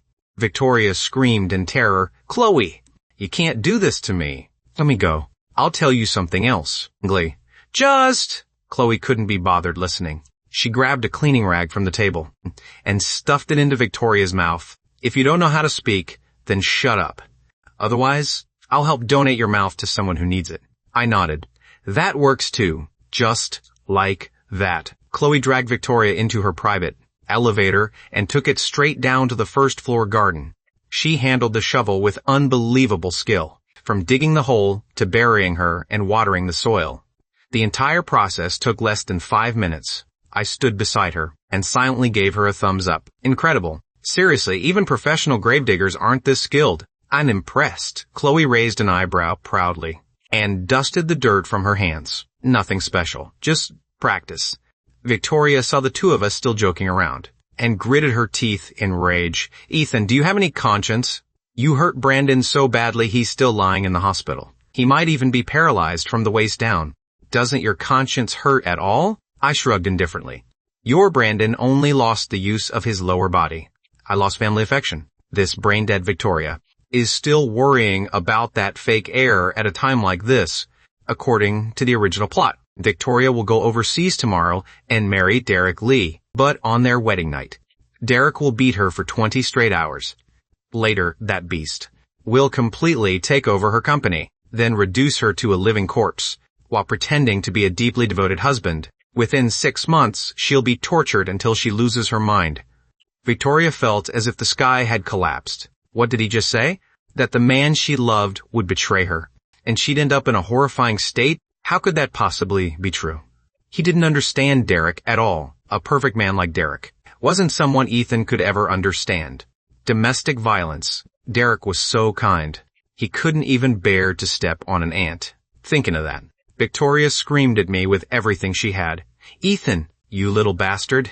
Just you wait. I'll definitely expose your true face. Chloe and I exchanged a glance, then didn't even look at Victoria again, and left the office building with a smile. Just as we were about to walk out, we saw Brandon getting out of a brand new sports car. Chloe was stunned. Wait, that fake heir, wasn't he beaten into the hospital by Ethan? Wasn't he supposed to be facing amputation soon? Ethan, what's going on? She stared at me. I shook my head blankly. I have no idea either. That protagonist halo is seriously impressive. The plot's power is strong too. I deliberately beat the fake heir that badly earlier, and Victoria just said he might spend the rest of his life in a wheelchair. Yet somehow, this guy is like an indestructible cockroach, and now he's standing right in front of me, driving a luxury car. Brandon jogged toward me with light steps, as if he'd completely forgotten what happened that morning. Ethan, what a coincidence. You're here too. I gave a bitter laugh. I'll give you this. Your skin is unbelievably thick. How come you haven't been amputated yet? You're pretty hard to kill. Brandon instantly switched into his innocent victim mode. Ethan, don't say that. It really hurts my feelings, even though you beat me so badly, that I almost needed an amputation. I truly don't blame you. And I guess it was a blessing in disguise, because I met a miracle doctor at the hospital. He used incredible medical techniques and healed me. I also met an extremely important person because of it. He said that in the future, our Miller family will become the strongest family of them all. I sneered. Then I hope your daydream comes true. Buddy, did some new character appear in the plot? The system didn't answer immediately. After searching for a long time, it finally said in surprise, Boss, there really is one. On the first day after returning to the wealthy family, the entire family heard. The system assigning you a mission. Host. Next, your biological parents will take you home. You'll be the real heir for only a few hours. Then the fake heir will scheme against you and make the Miller family believe you're a jinx. 1 year later, you'll be thrown out of the Miller family and eventually die miserably on the streets after hearing what was supposed to happen next. You sucked in a cold breath.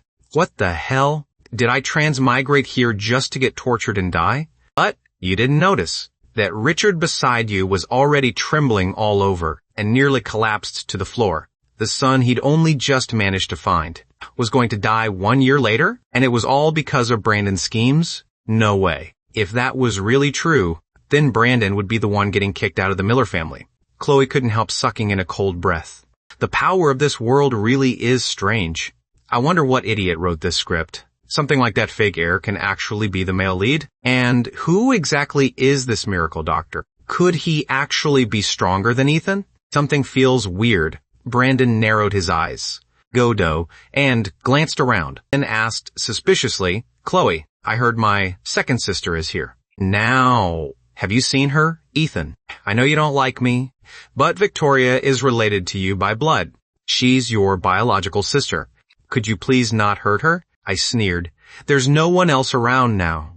So, can you stop acting? Aren't you tired? Chloe snorted coldly too. Stop looking.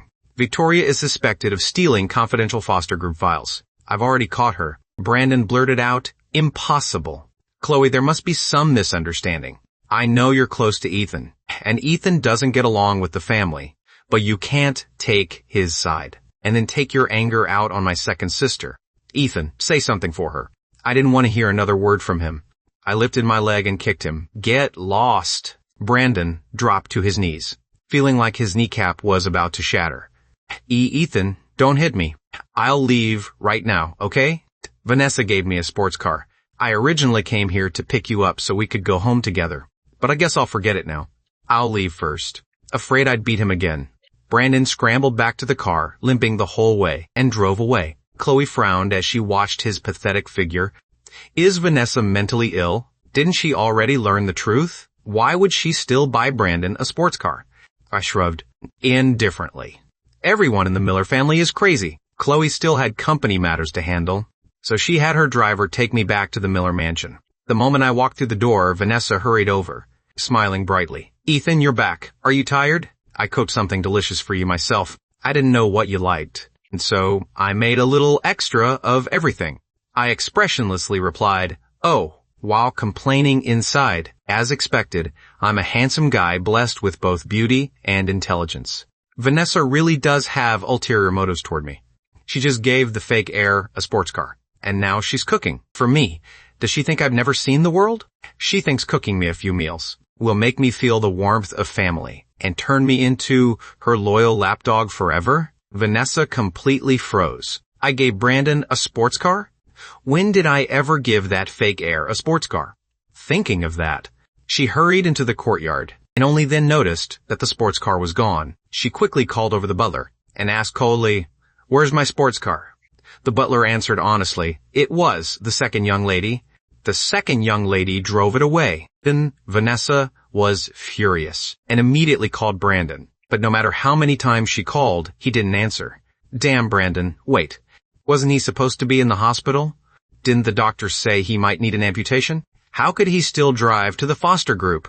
Vanessa hurriedly explained, Ethan, actually I bought that sports car for you. But your second sister had something urgent to do. She didn't know the car was for you, so she drove it away. Don't worry. Once Brandon brings the car back, I'll definitely get it back for you. I looked at Vanessa like she was an idiot. I don't need it. Then I continued complaining to the system inside my head. Does Vanessa think I'm stupid? She bought me a sports car and somehow let someone else take it? Don't tell me she had someone tamper with the car.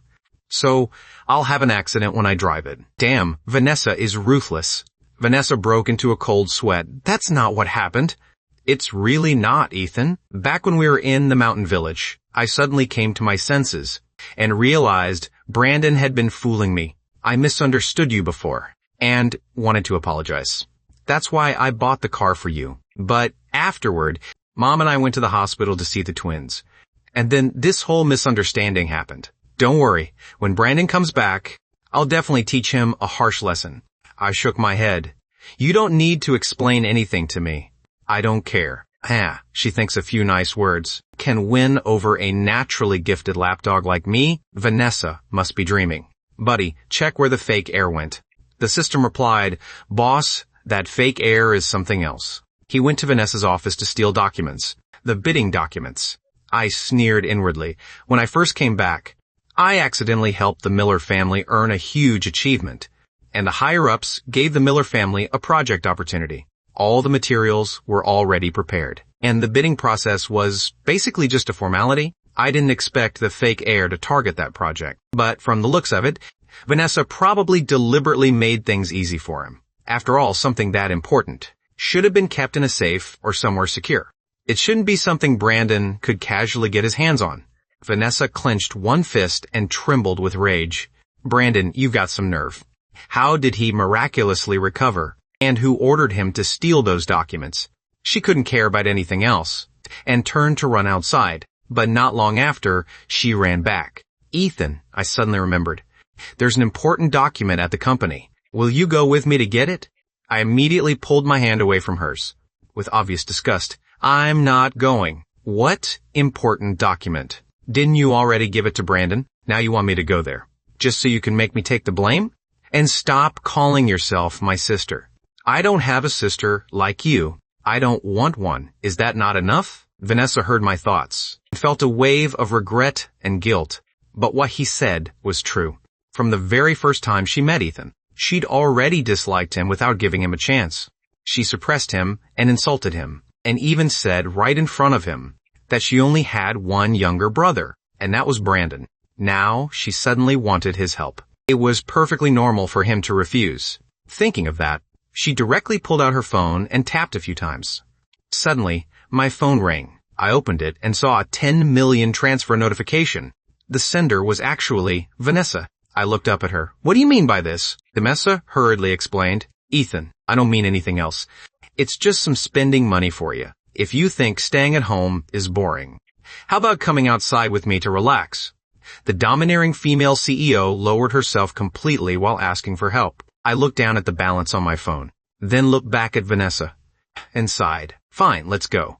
But inside, I told the system, buddy, I'm not the kind of person whose eyes light up at money. I'm just worried that if she goes out alone, Brandon will manipulate her again. I'm doing this for my own safety. I'm doing this for the Miller family. I'm doing this for, the system sneered, and cut me off. Stop. As long as you believe yourself. Vanessa secretly breathed a sigh of relief, as expected of her good little brother. He really thought about the bigger picture. We traveled all the way to the Miller Group CEO's office. I casually sat down on the sofa, waiting for the plot where I'd soon be falsely accused. I'd already taken her money, so suffering a little grievance was only fair. Vanessa immediately started searching everywhere. But the more she searched, the more cold sweat covered her forehead. Gone. The documents she'd placed inside the safe were all gone. Not only the latest resort project, but other confidential Miller family documents too. Only she knew the safe's password. How did Brandon manage to do this? I casually glanced at her and pretended to ask, well, did you find them? Vanessa was sweating anxiously. They're gone. Everything's gone. All the important documents disappeared. I looked up at the ceiling. Isn't there surveillance? Just pull up the footage. Only then did Vanessa snap back to reality and immediately tell her secretary to retrieve the surveillance video. But there had suddenly been a power outage earlier, and all the surveillance footage was missing. Vanessa collapsed into her chair. How could this happen? How could it be this coincidental? Why did the power have to go out at exactly that moment? I curled my lips and asked the system, buddy, the fake Heir definitely did this. Hurry up and check where he is now. The system searched for a long time before answering, boss, the fake Heir is hiding in that little dark room. He was about to leave, but when he heard voices, he quickly hid inside. Really? I turned and looked around. Little dark room? What kind of place is that? Vanessa doesn't have some weird hobby, does she? Otherwise, why would she prepare something like that? This time, the system didn't answer. Only bursts of static crackled. Like the signal was bad or its battery was dying. I frowned. You really are unreliable. Always failing me at the critical moment. Vanessa naturally heard what the system said and hurriedly said, there's one more place I haven't checked. I probably forgot about it. As she spoke, she walked toward a hidden door. Ethan, come help me. That door is very heavy. I can't really open it. I helplessly stood up. I'd taken her money after all. What heavy door? In front of me, it's nothing more than one kick. I stood in front of a hidden door inside the office. Golden light gathered around my right foot, and I kicked straight at it. Boom. The door shattered apart, and a figure instantly rolled out from inside. He clutched his head and screamed in terror before trying to run away. That casual kick of mine nearly sent him straight to the afterlife. Vanessa stared at the figure in shock. Brandon, why are you here? On the first day after returning to the wealthy family, the entire family heard the system assigning you a mission. Closed. Next, your biological parents will take you home. You'll be the real heir for only a few hours. Then the fake heir will scheme against you and make the Miller family believe you're a jinx. 1 year later, you'll be thrown out of the Miller family and eventually die miserably on the streets. After hearing what was supposed to happen next, you sucked in a cold breath. What the hell? Did I transmigrate here just to get tortured and die? But you didn't notice that Richard beside you was already trembling all over and nearly collapsed to the floor. The son he'd only just managed to find was going to die 1 year later, and it was all because of Brandon's schemes? No way. If that was really true. Then Brandon would be the one getting kicked out of the Miller family. At that moment, Brandon was lying on the floor, blood once again dripping from his nose.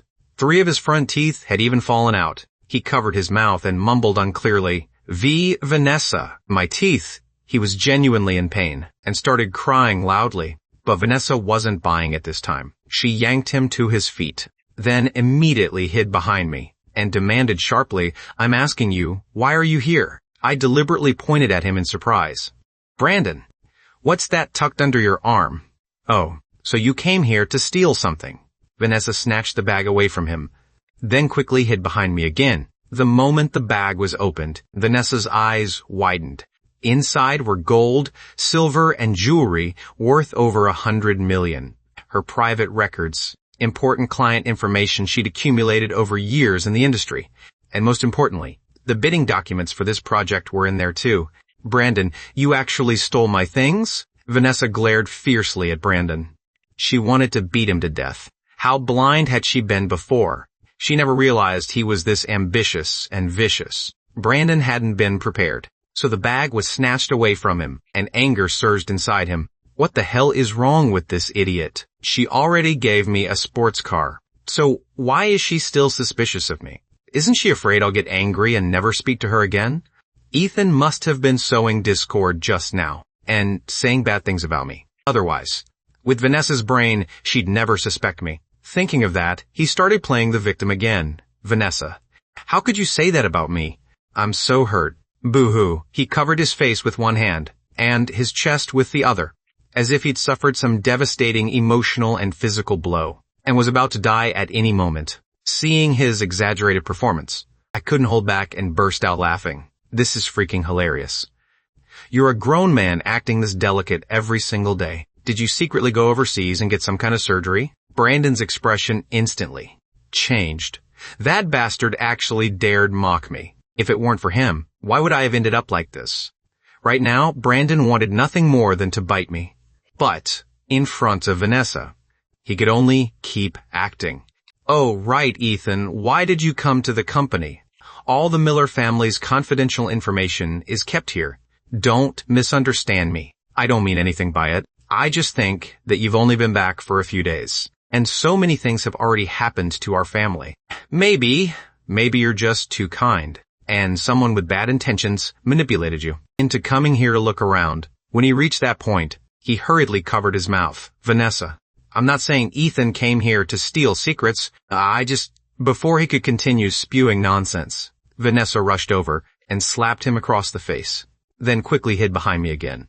"Brandon, stop trying to sow discord. I begged Ethan to come to the company with me.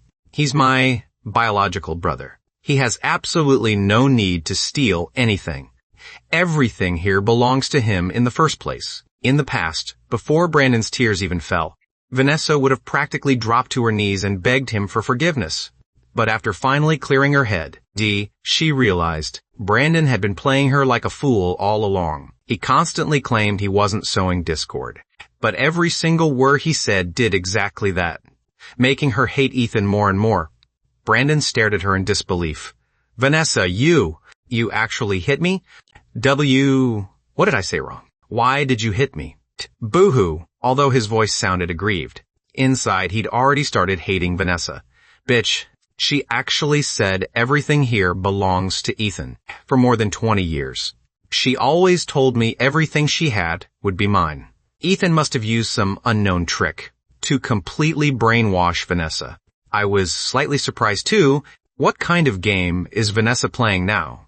Last time, because of Brandon, she nearly sent me to the hospital. Now she doesn't care that Brandon's face is covered in blood. She doesn't feel sorry when he cries. Instead, she's accusing him of stealing, and even slapped him over just these few days. I'm seriously starting to understand the Miller family's behavior less and less. But there's no way they'll fool me with this kind of suffering act. I've already seen how stupid, vicious, and heartless they are. In the original novel, Vanessa saw Brandon pretending to be pitiful and heard my thoughts. She felt like her lungs were about to explode from anger. "Brandon, explain yourself clearly. Why were you in my office? Why did you steal so many things? And why were you hiding in that room? Only I knew about those things. How did you know everything so well? Tell me the truth. Otherwise, don't blame me for sending you to the police station." I crossed my arms and looked down at Brandon. "Fake Heir? You're still trying to accuse everyone else? If you don't talk, I'll call the police for your sister." But inside, I already knew the fake Heir definitely wouldn't confess. It'd be better to call someone from the tech department and restore the surveillance footage. But even if Vanessa sees the footage, so what? She probably still won't send the fake heir to the police. After all, those two have such a deep sibling bond, and Vanessa didn't actually lose anything anyway. Brandon looked at Vanessa, then at me. His brain felt like it couldn't keep up. Did these two siblings really reconcile? The old Vanessa would never have been this ruthless toward him. He continued crying. Vanessa, I only wanted to give you a surprise. I really don't know anything about what you're talking about. At this point, Brandon decided to deny everything, no matter what. He wanted to see what Vanessa could actually do to him. After all, he'd already destroyed the surveillance footage. Without evidence, even if she sent him to the police station, what could they possibly do? Vanessa was burning with rage, and couldn't be bothered wasting any more words. She turned around and walked out, following my suggestion. She ordered the tech department to restore the surveillance footage. When the footage was recovered, Brandon looked like he'd been struck by lightning. His eyes nearly popped out. Vanessa! This is fake. Someone deliberately framed me. Don't they have technology now that can edit and fabricate videos? It wasn't me. I didn't do anything. Brandon still refused to admit anything. Vanessa's patience finally reached its limit. She stopped wasting words, pulled out her phone, and called the police. Then she said to Brandon, "If you have anything to say, tell the police." I took several steps back in shock. Holy crap. The domineering CEO has gone crazy. She actually called the police. But now this is more like a real domineering CEO. I'll give her a like and spam 666. Hearing her biological younger brother's thoughts, Vanessa was deeply moved.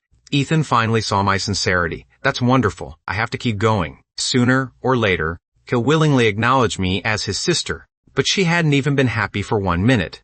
When she heard my thoughts again, it's Danae, a handsome genius like me, will never be fooled by this little suffering act. These two are seriously addicted to acting. Fine, let them keep performing. I've already gotten my money anyway. Whatever. Vanessa's head tilted and she nearly fainted. Damn it, I celebrated too soon. Meanwhile, Brandon actually collapsed onto the ground, gritting his teeth with hatred. Ethan, why are you trying to turn everyone against me? Didn't Dad and Mom already say, we're a family now? If you can't accept me, just say it directly. Why use such dirty methods? I glared at Brandon disdainfully. Fake heir. Is your brain filled with crap? I'm the legitimate biological heir. You're the fake, and you're also a thief. You think you and I are family? Keep dreaming. Buddy, hurry up and investigate. Who exactly ordered the fake heir to steal these things? Maybe I can find a new way to leave the Miller family. Brandon continued arguing. I'm not a thief. I already said I didn't steal anything. Vanessa couldn't take it anymore. She strode over to him furiously. Brandon, you still claim you're not a thief? Then tell me, why did you steal the sports car I bought for Ethan? Brandon froze. Vanessa, what are you talking about? Wasn't that car a gift you bought for me? Vanessa immediately snapped back. Bullshit. Who said that car was for you? That was my first meeting gift for Ethan. Victoria drove it away. So how did you end up taking it from her? During that, Brandon's entire expression collapsed. Victoria had messaged him earlier, saying the sports car was Vanessa's apology gift to him and told him to pick it up downstairs at the foster group. But now Vanessa was saying it wasn't for him at all. It was actually for Ethan. Why? Why does some country bumpkin like Ethan deserve to drive a sports car? I froze too when I heard that. Damn, so that sports car really was bought for me. This domineering CEO really is generous. Vanessa heard my thoughts and immediately smiled brightly. Ethan, I still have the receipt here. And the greeting card hasn't even been given to you yet. Look, the sports car really was bought for you. It was just a misunderstanding earlier, and Victoria drove it away. I glanced at the things in her hand, so it really had been bought for me, but anything the fake heir has used feels dirty to me. I don't want it. I shook my head and refused. The fake heir already used it. Who knows how dirty it is? What if he tampered with the car? My life is worth quite a lot right now. I can't just randomly die yet. The corner of Vanessa's mouth twitched. Fine. I'll have someone return the car later. Then you can go pick another one yourself. Buy whatever kind you like. Don't worry about the price. My money is your money. I originally wanted to say she could just give me the cash. But when I saw Brandon so angry his eyes looked ready to explode. I deliberately said, "Fine, I guess I'll reluctantly go choose another one." Vanessa was secretly overjoyed. "Ethan, you're such a good little brother. Don't worry, as long as you like something, I'll buy anything for you." She was genuinely happy, as long as her little brother was willing to accept her gift. Then she'd successfully taken the first step. Brandon completely broke down. "Vanessa, why are you treating me like this? I'm really innocent. Didn't you say before that I was your only real little brother? Did you forget all of that?" The moment he finished those last words, Vanessa grabbed a stick from somewhere and swung it straight across his face. "You whiny little bastard, shut up." On the first day after returning to the wealthy family, the entire family heard. "The system assigning you a mission. Host, next. Your biological parents will take you home. You'll be the real heir for only a few hours. Then the fake heir will scheme against you and make the Miller family believe you're a jinx. 1 year later, you'll be thrown out of the Miller family and eventually die miserably on the streets." After hearing what was supposed to happen next, he sucked in a cold breath. What the hell? Did I transmigrate here just to get tortured and die? But you didn't notice that Richard beside you was already trembling all over and nearly collapsed to the floor. The son he'd only just managed to find was going to die 1 year later, and it was all because of Brandon's schemes? No way. If that was really true, then Brandon would be the one getting kicked out of the Miller family. At that moment, I watched Vanessa swing the stick at Brandon again and again, without feeling much of anything inside. Sure enough, once a domineering female CEO becomes ruthless, even the fake heir can't compete with her. Still, there's really no need to go this far. I still remember what she said. Her only real little brother was Brandon. I don't care about being her biological brother anyway. Vanessa heard my thoughts and hurriedly stopped hitting him. "Ethan, don't listen to Brandon trying to provoke us. I had my reasons before." I waved my hand indifferently. "You don't need to explain anymore." After saying that, I turned and left the office, leaving behind a stunned Vanessa and a screaming Brandon. Before I even entered the Miller mansion, I heard Victoria crying inside. "Hey, Mom, Ethan and Chloe teamed up against me and buried me alive. If Derek hadn't saved me, I wouldn't even be alive to see you. Derek saved my life. He's my lifesaver. I want to marry him." Susan and Richard sat on the couch, with deep frowns, without saying a word. Fime of build. When Susan saw me return, she immediately stood up. "Ethan, you're back. Come sit down. Are you tired?" Richard stood up too. "Ethan, this is your second sister. Today she—" Before Richard could finish, Victoria interrupted him. "Ethan, you actually have the nerve to come back? I'm your biological sister. Yet you joined forces with an outsider and nearly killed me. Do you even have a conscience? Derek saved my life. I'm going to marry him. You are not allowed to interfere." I couldn't even be bothered to look at her. "Victoria, you were the one who barged into the foster group and tried to hit me on Chloe's territory. Everything that happened was your own fault. I'm not taking responsibility for it. She only buried you alive, instead of sending you to the police station. You should be thanking 8 generations of the foster family. As for who you want to marry, that's your freedom. You don't need my permission. And I won't stop you." Although I looked completely indifferent on the surface, inside, I was full of disdain. Does nobody in the Miller family have a normal brain? If she wants to marry Derek, then go marry him. Why is she telling me not to interfere? Since when have I been overflowing with kindness? Derek has already bought all the equipment he's going to use to abuse you. If you want to enjoy that, then go enjoy it. Victoria stared at me without blinking. After I finished speaking, she realized she couldn't hear my thoughts anymore. At first, she assumed I was completely calm inside. But when she looked toward her parents, she saw both of them looking shocked. Are they hearing Ethan's thoughts? Then why can't I hear them? She suddenly realized something. Earlier at the foster group, she'd been completely alone. Ethan must have been planning something strange, which was why she'd been able to hear his thoughts. Now that she was home with her parents protecting her, he didn't dare do it anymore.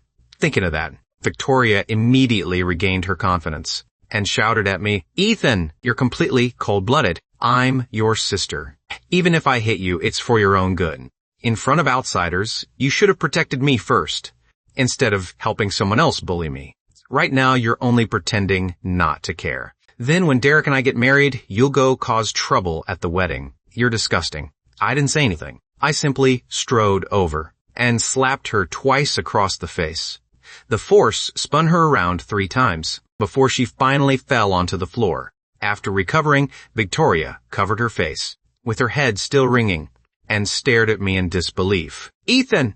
"Why, you actually dared hit me?" I looked down at her and said earnestly, "So what if I hit you?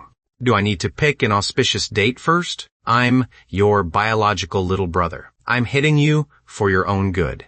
After all, the way you acted just now was exactly like a shrew. If word got out, you'd embarrass the Miller family." Victoria still didn't know that Derek had already been fired by Chloe. The crimes he'd committed could have been stacked almost 9 feet high. Chloe barely needed to make a move before Derek dropped to his knees and begged for mercy. He handed over his entire fortune just to reach a settlement and avoid going to prison. Marry you? Dream on. Now that he's desperate and has nowhere to go, he'll expose his true nature even faster. When that happens, he'll torture you half to death. Richard heard my thoughts, and his face instantly turned deathly pale. In his mind, his second daughter had spent years in the entertainment industry and had met all kinds of men. Out of his 9 daughters, she was the one he worried about the least. He'd believed she wouldn't be blinded by love and would definitely find a good man, but now it seemed he'd been completely wrong. Thinking of that, Richard said sternly, "Victoria, I don't approve of this marriage." Susan was frightened too. Tears even started falling. "Victoria, your dad and I are doing this for your own good. That man isn't reliable." The couple had already noticed that their second daughter couldn't hear my thoughts, but when she'd first come home, many things she tried to say had been mysteriously muted. That meant that, back at the foster group, their second daughter really had been able to hear my thoughts. No matter what was happening, they absolutely couldn't agree to this marriage. Victoria instantly became anxious. She covered her face with both hands and cried, "Dad, Mom, what are you talking about? Didn't you see? Ethan actually dared hit me, and he even called me a shrew. All of you have been fooled by him.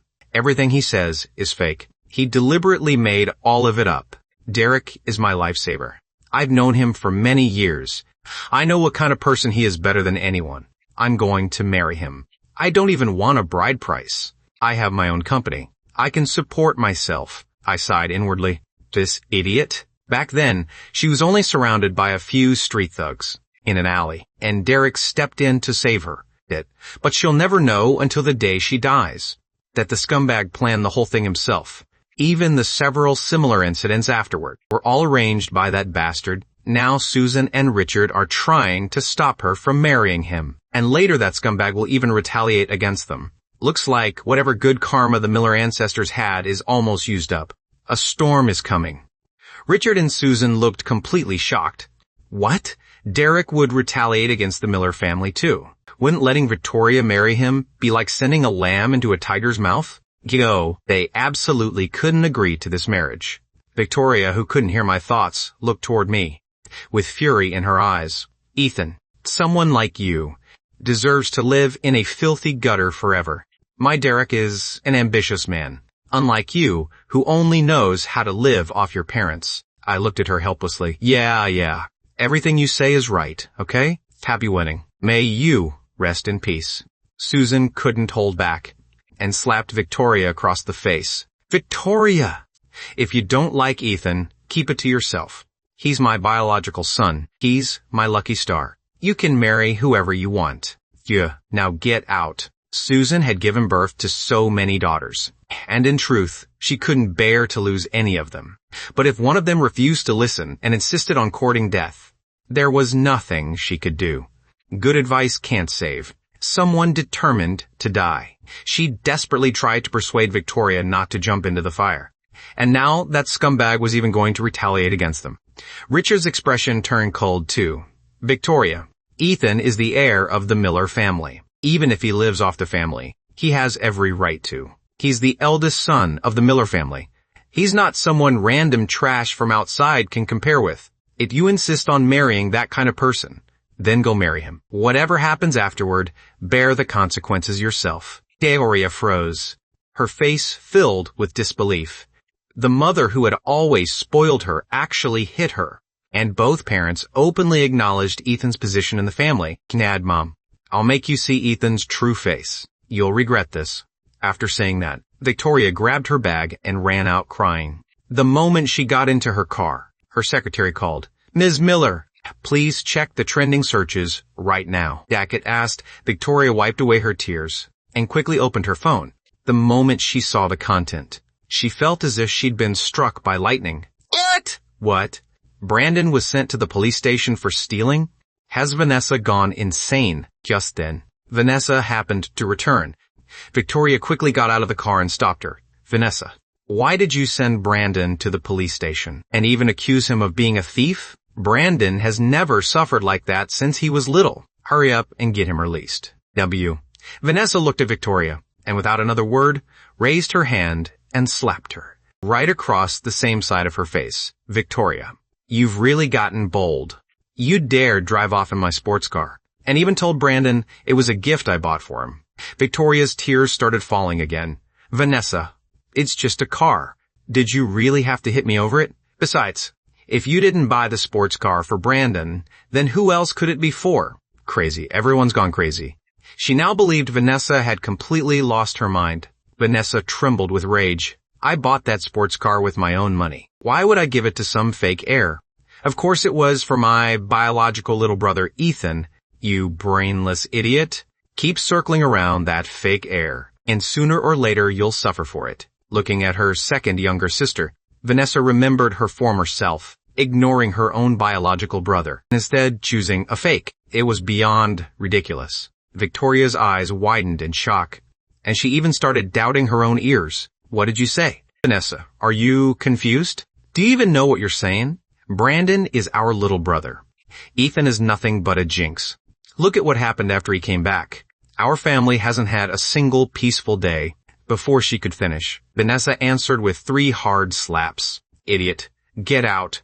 Ethan isn't a jinx. He's the Miller family's lucky star. Get out right now. And when you regret it later, don't come back crying." Victoria had never seen Vanessa like this before, and froze in fear. Vanessa's attitude was exactly the same as their parents. Could she also hear Ethan's thoughts?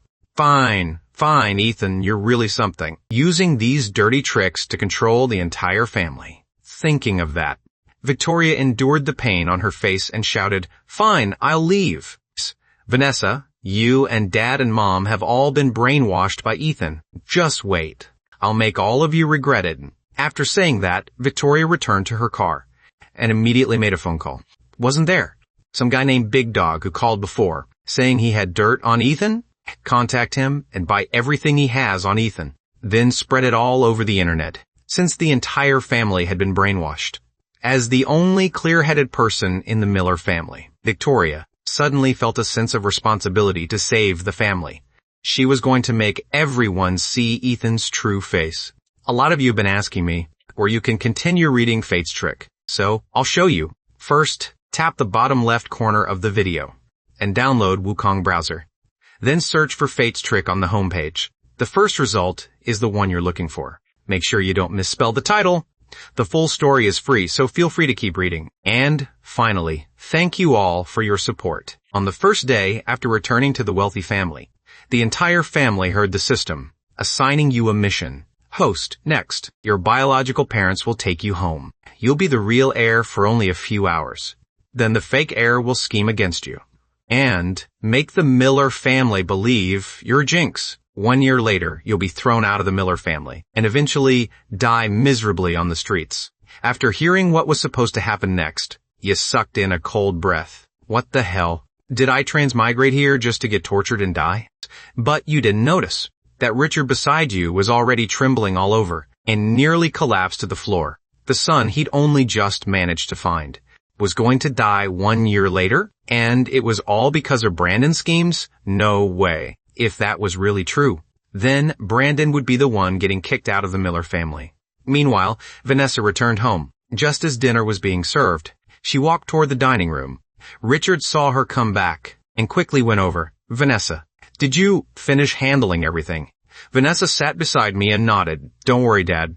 I've handled everything. Brandon has already been arrested. He'll be detained for 15 days. I've removed him from every position he held in the company and put him on the blacklist. He's not allowed inside anymore. Susan breathed a sigh of relief. Good thing Ethan went with you. Otherwise, those important business secrets might have fallen into someone else's hands. Vanessa nodded, then looked at me with a smile. Ethan, I really have to thank you this time. You truly are our family's lucky star. Here's a check for $30 million. When you have time, go choose another car you like. Don't be afraid to spend money. I originally didn't want to deal with her, but when I saw that beautiful check, my treacherous hand ultimately couldn't resist taking it. I calmly said, thanks, but inwardly I stubbornly told myself, I'm only accepting this because of the money. I'll stay with the Miller family a few more days. Hearing my thoughts, Richard and the others exchanged glances, and all smiled. Ethan is really simple and kind. He likes money so openly, and never acts coy about it. Susan looked worriedly toward Richard again. Richard! What happened with Brandon's biological parents? Brandon has been living with us all this time. Could he have some other purpose?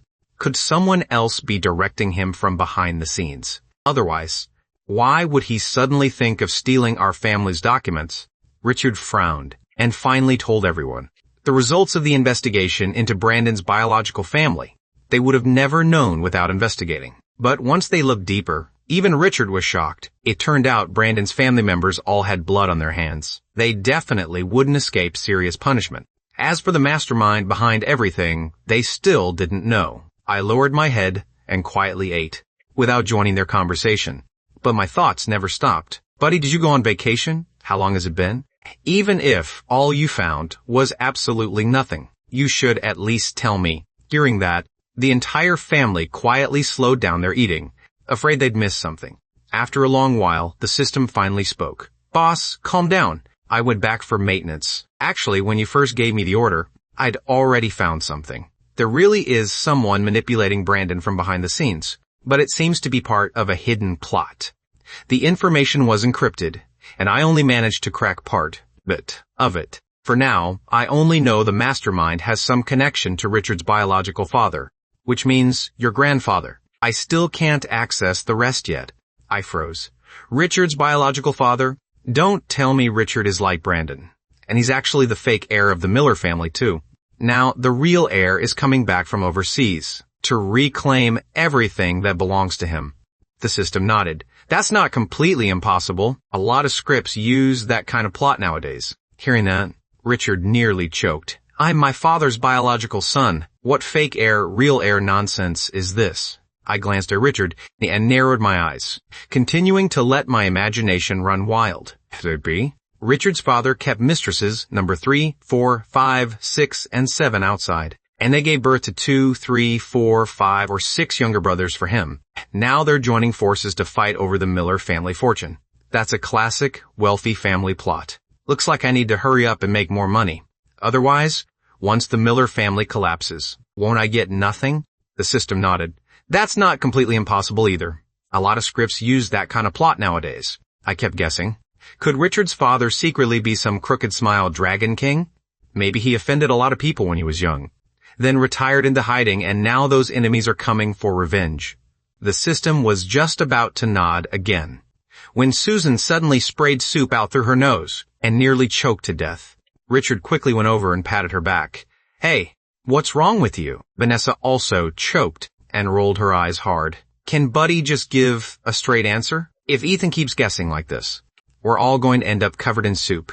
I looked at the chaos around the dining table and became suspicious. What's wrong with them?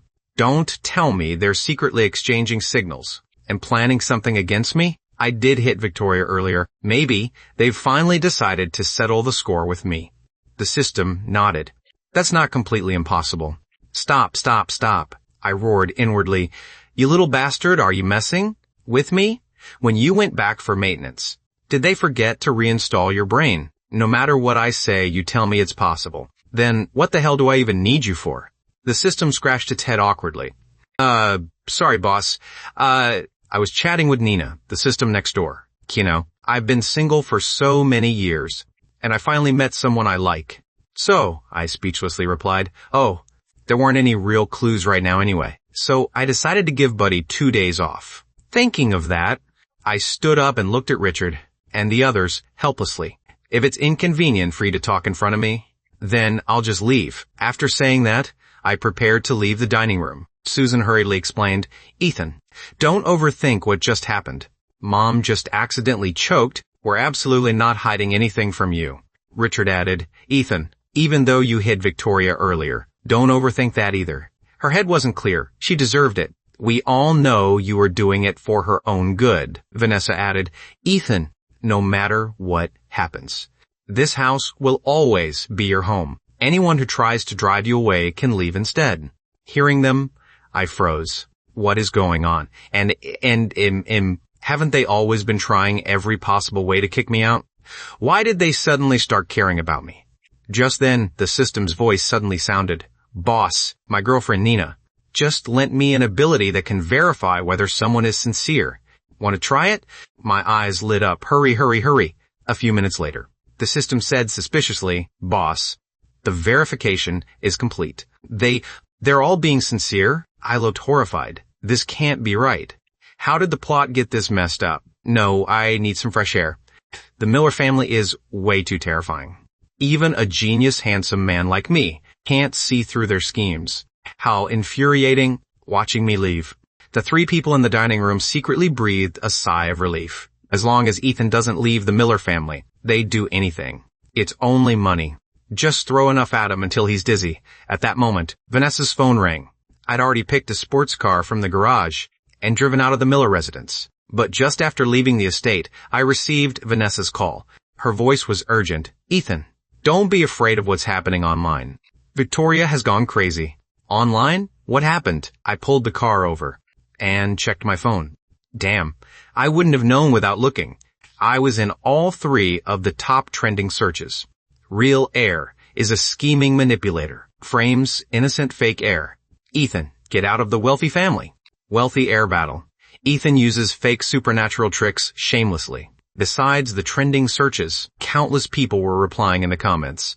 Some called me shameless and said I only knew how to hide behind my parents and live off the family. Others defended Brandon, saying only someone like him deserved the status of a wealthy young master. Even worse, they took old videos of the original Ethan being bullied while working and edited them to make it look like Ethan was the one bullying other people. Spreading them online, I rested my chin on one hand while scrolling through the trending topics. Then my eyes suddenly lit up. If I can't capitalize on this much attention, wouldn't I be an idiot? The moment I made up my mind, I acted. I closed the web page and immediately started a live stream on my phone. The title was, Ethan is here. Broke people stay out. Thousands of viewers instantly flooded into the live stream. The people who entered were initially stunned. Wait, isn't this Ethan from the trending searches? This guy has guts. He's actually live streaming at a time like this? Isn't he just asking to get roasted? I couldn't be bothered responding to those garbage comments. I raised my hand and typed a line into the public chat. When you're out in the world, status and respect are things you earn for yourself. As a wealthy heir, I'm confident I have more money than all of you combined. What? The viewers froze. Why is he so arrogant? So what if you're the Miller family's young master? Back when you weren't the real heir, why weren't you this arrogant? I stopped typing altogether and smiled at the camera. You've all been here this long, and besides running your mouths, not one of you has even sent a 1-cent gift. You're really that broke? See?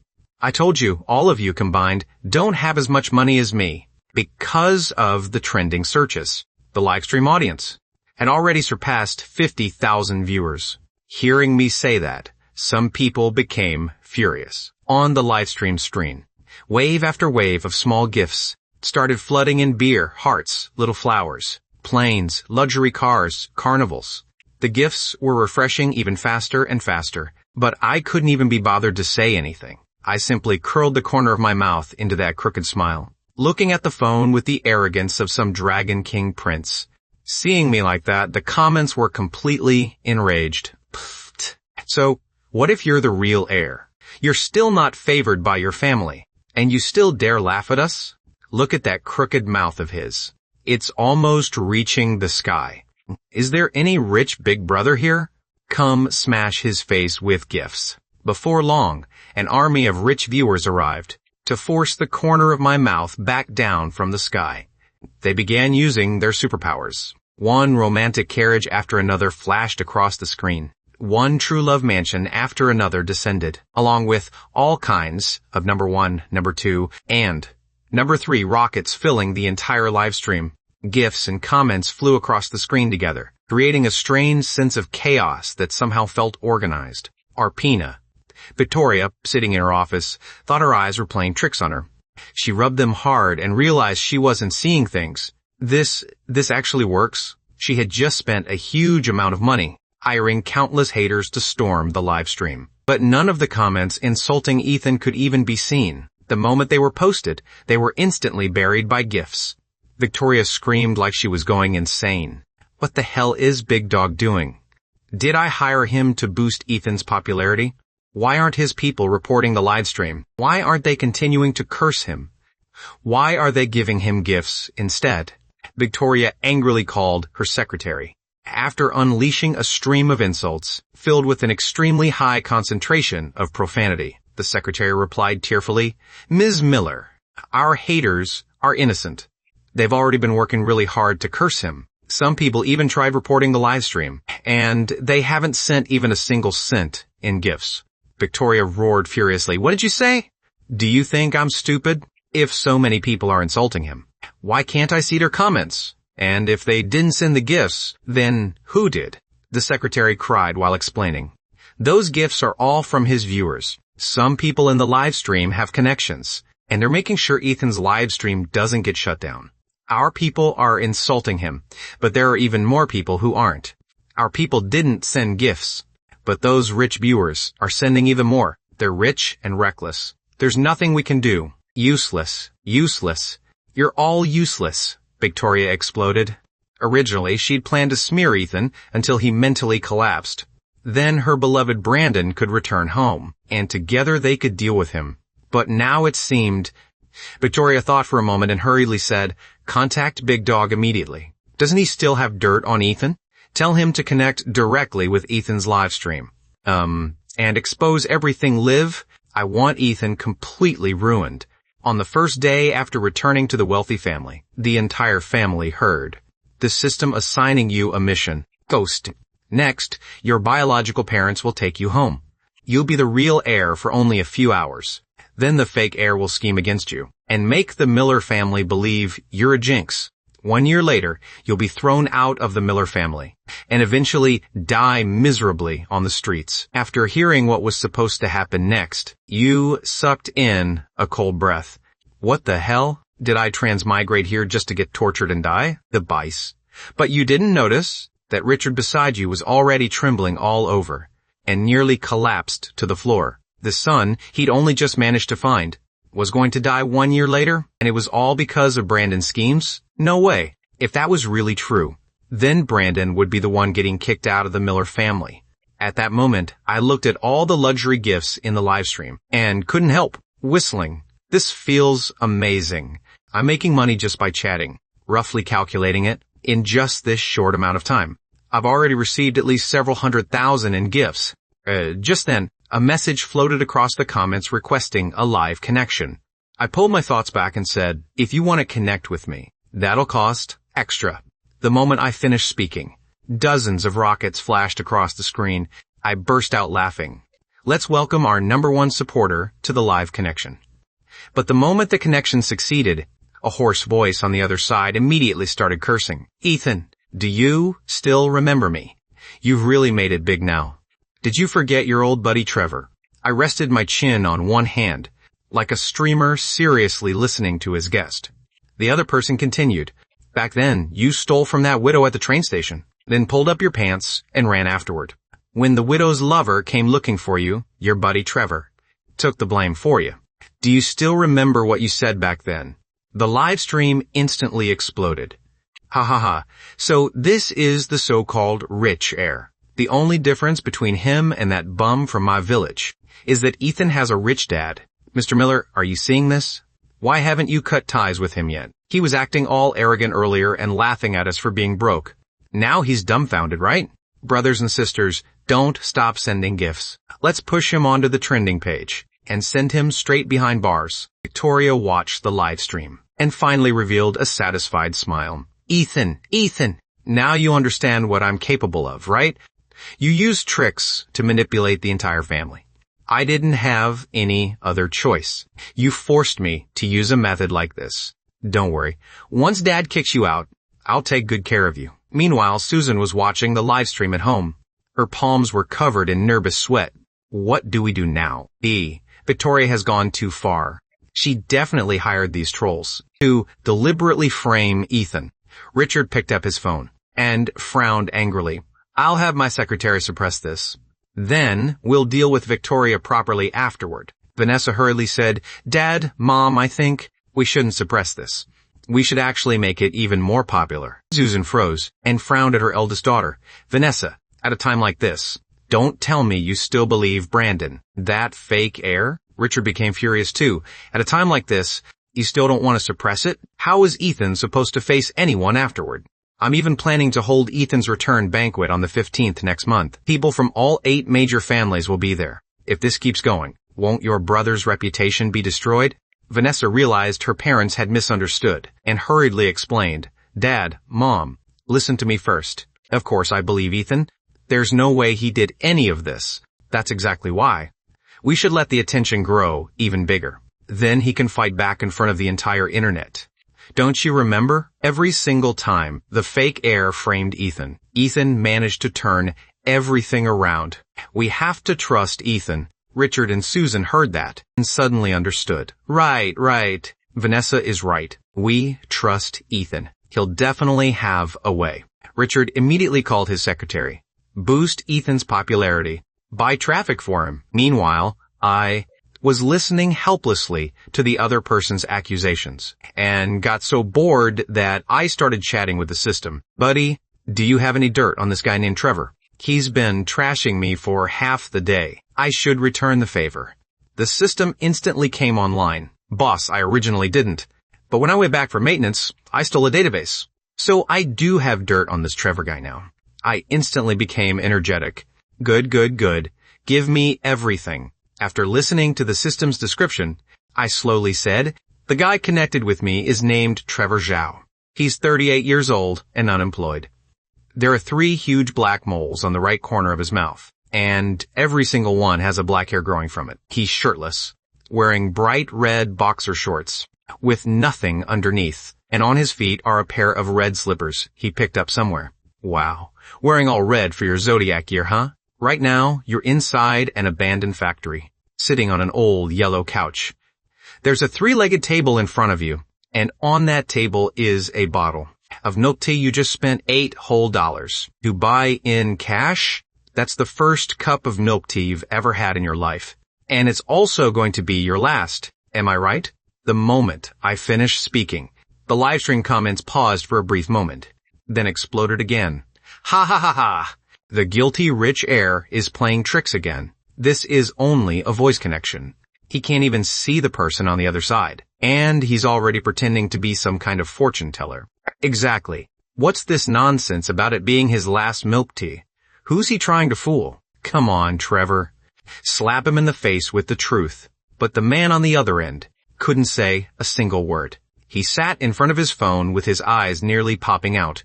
Only after a long while did he finally shout, Ethan, so what if you're rich? You actually investigated me? He was panicking badly inside.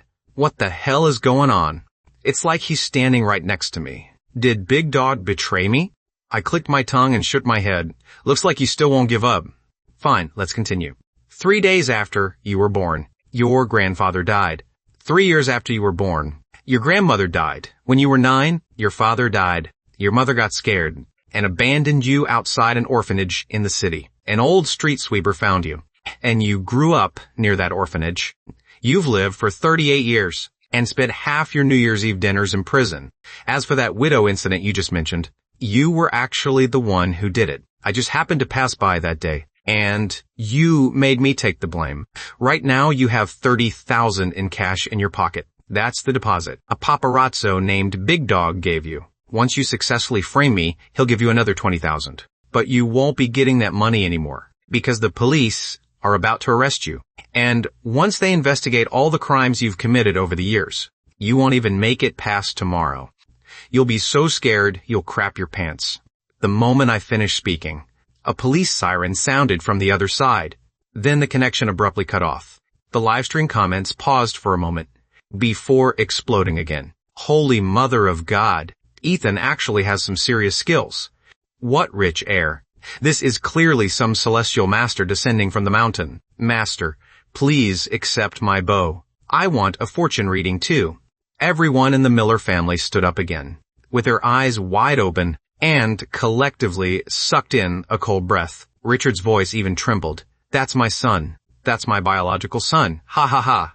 He's incredible. And here I was, worrying for nothing, thinking the whole internet would destroy him. Now this really feels satisfying. Susan nearly cried from joy. I knew my biological son took after me. He's definitely not some coward who lets people bully him. Who does that Trevor guy think he is? He actually dared mess with my son. He deserves it. What kind of garbage did Victoria even find? She's running around smearing her own brother everywhere. When she comes back, I'm going to deal with her properly. Vanessa nodded slightly. Dad, Mom, what did I tell you? Ethan was definitely going to fight back. Now that this wave of attention has been pushed this high, who among the 8 major families would still dare offend Ethan? They'll probably be lining up to flatter him. Meanwhile, when Victoria saw this, she instantly jumped to her feet and kicked over everything beside her. Ethan is using tricks again. Who is it? Who keeps pushing traffic to him and feeding him scripts? I'm furious. She immediately called her secretary again and unleashed another furious rant. What are you idiots still standing around for? Hurry up and find out what's happening. The secretary wanted to cry. Ms. Miller, Ethan really does seem to have some ability, and he's already discovered us. Please look at the live stream. Victoria's heart skipped a beat, and an ominous feeling appeared, but she still thought it was impossible. How could things turn out like this? In the live stream, I continued wearing my crooked Dragon King smile. Actually, that Trevor guy is only a minor character. There's still something I haven't finished saying. Behind that paparazzo Big Dog, there's also a mysterious woman. As for that woman's name, I won't say it directly. I'm guessing she's watching the live stream right now. So I'll use this opportunity to give you some advice. Go to the hospital and get yourself checked, preferably in the brain dead department. And here's my warning. Don't use tricks like this against me again. I can't even be bothered to personally deal with you, because within 3 days, you're getting married. After that, someone else will deal with you for me. That's your real karma. Victoria stared fiercely at the live stream and screamed furiously, Ethan, you little bastard. So you knew all of this? You're deliberately going against me and intentionally humiliating me, you heartless bastard. I'm your biological sister, yet you treat me like this. You look down on my Derek? Who do you think you are? I'll make you understand that my judgment in men is the best in the world. I clapped my hands and smiled at the live stream. All right. The truth is clear now. Everyone go home and find your moms. After saying that, I ended the live stream. The moment I shut it down, I received a call from Mia. Ethan, come home right now. Don't stop for anyone on the road. Hurry, hurry. With Victoria's temper, there's no way she'll let you off. On the first day after returning to the wealthy family, the entire family heard the system, assigning you a mission. Boast. Next, your biological parents will take you home. You'll be the real heir for only a few hours. Then the fake heir will scheme against you and make the Miller family believe you're a jinx. 1 year later, you'll be thrown out of the Miller family and eventually die miserably on the streets. After hearing what was supposed to happen next, you sucked in a cold breath. What the hell? Did I transmigrate here just to get tortured and die? But you didn't notice that Richard beside you was already trembling all over and nearly collapsed to the floor. The son he'd only just managed to find was going to die 1 year later, and it was all because of Brandon's schemes? No way. If that was really true, then Brandon would be the one getting kicked out of the Miller family. At that moment, although I didn't take Victoria seriously, I still couldn't be bothered getting into another conflict with her. After thinking for a moment, I chose a smaller road and drove back to the Miller residence. When they saw me return, Richard and Susan immediately relaxed. Ethan, you're finally back. Mia called you, right? Victoria really did send people to block you. Don't worry. I'll definitely deal with that girl properly. I smiled and nodded. Richard. Susan, I'm fine. Don't worry.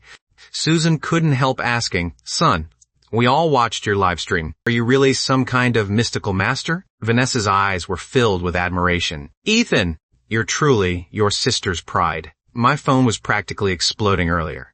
People from all 8 major families want to invite you to lunch. You're really our family's lucky star. Ever since you came back, our Miller family has become the hottest family among the 8 great families. I gave them a crooked Dragon King smile. Small matter, small matter.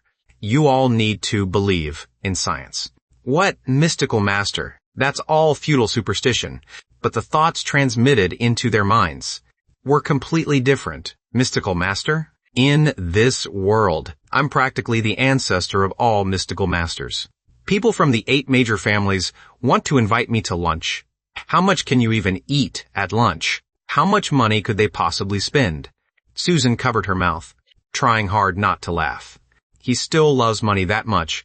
That part takes after me, as expected of my biological son. Richard cleared his throat. Ethan is right. We should believe in science.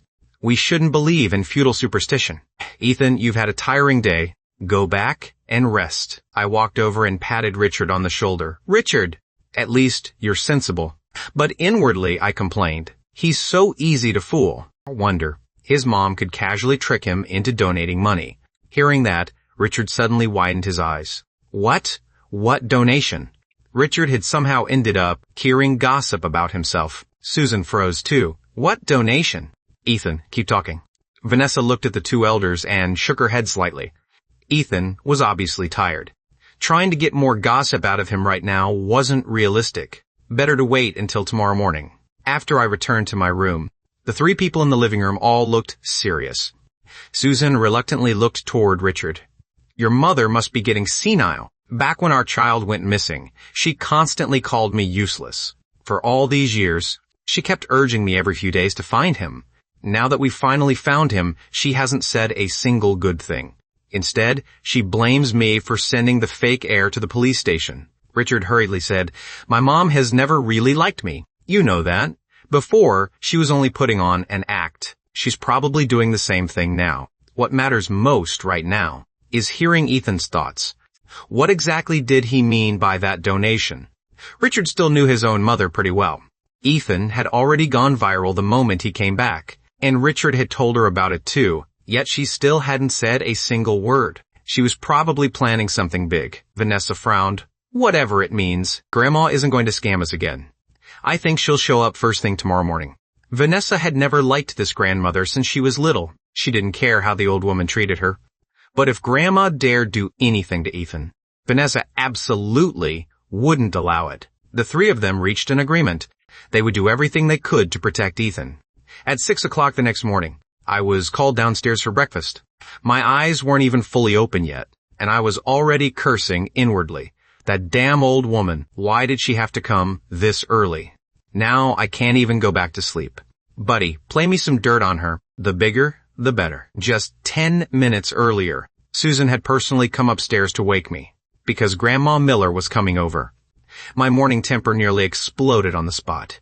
If Susan hadn't given me $5 million in spending money, there was no way I would have gotten up this early. Hearing my thoughts, everyone in the family sat up straight. Richard desperately wanted to hear Grandma's dirt, but even after the old woman arrived, they still hadn't heard anything juicy. At the doorway, Grandma Miller walked in wearing a traditional suit with the swagger of someone who owned the world.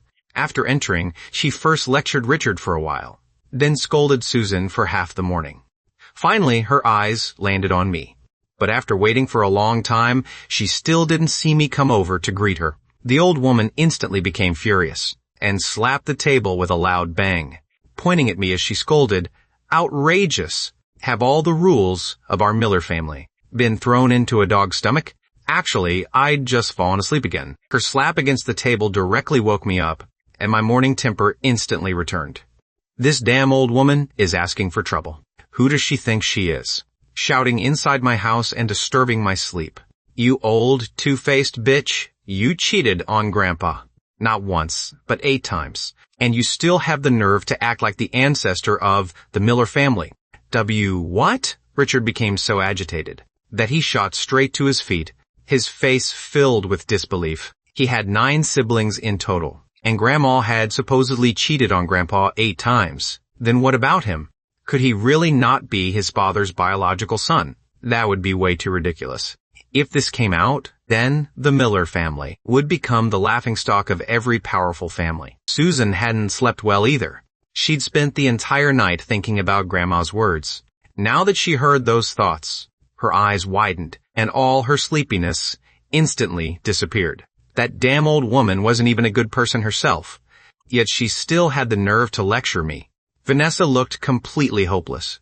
So, who exactly is the true, legitimate heir in this family? Grandma Miller looked at her youngest son's entire family, all standing there terrified, and felt quite satisfied inside. Among her 9 children, Richard had always been the easiest to control. Every time she got angry, he became scared. Then she spoke earnestly. Richard, you're already getting old, and your children are all grown adults. How could you throw away a child you've raised for so many years, just because of some so-called biological son, and send him to the police station? As she spoke, she glared viciously at me, like she wanted to swallow me alive. I sneered inwardly. So this damn old woman came here to support the fake heir. Richard may not be blindly filial, but he still respects his mother a lot. Now that the old woman has spoken, he can't keep pretending, right? He's definitely going to scold me, or come up with some family punishment, like making me kneel or something. Richard heard my thoughts, and hurriedly sat up straight again, then said, Mom, what are you talking about? Ethan is my biological son.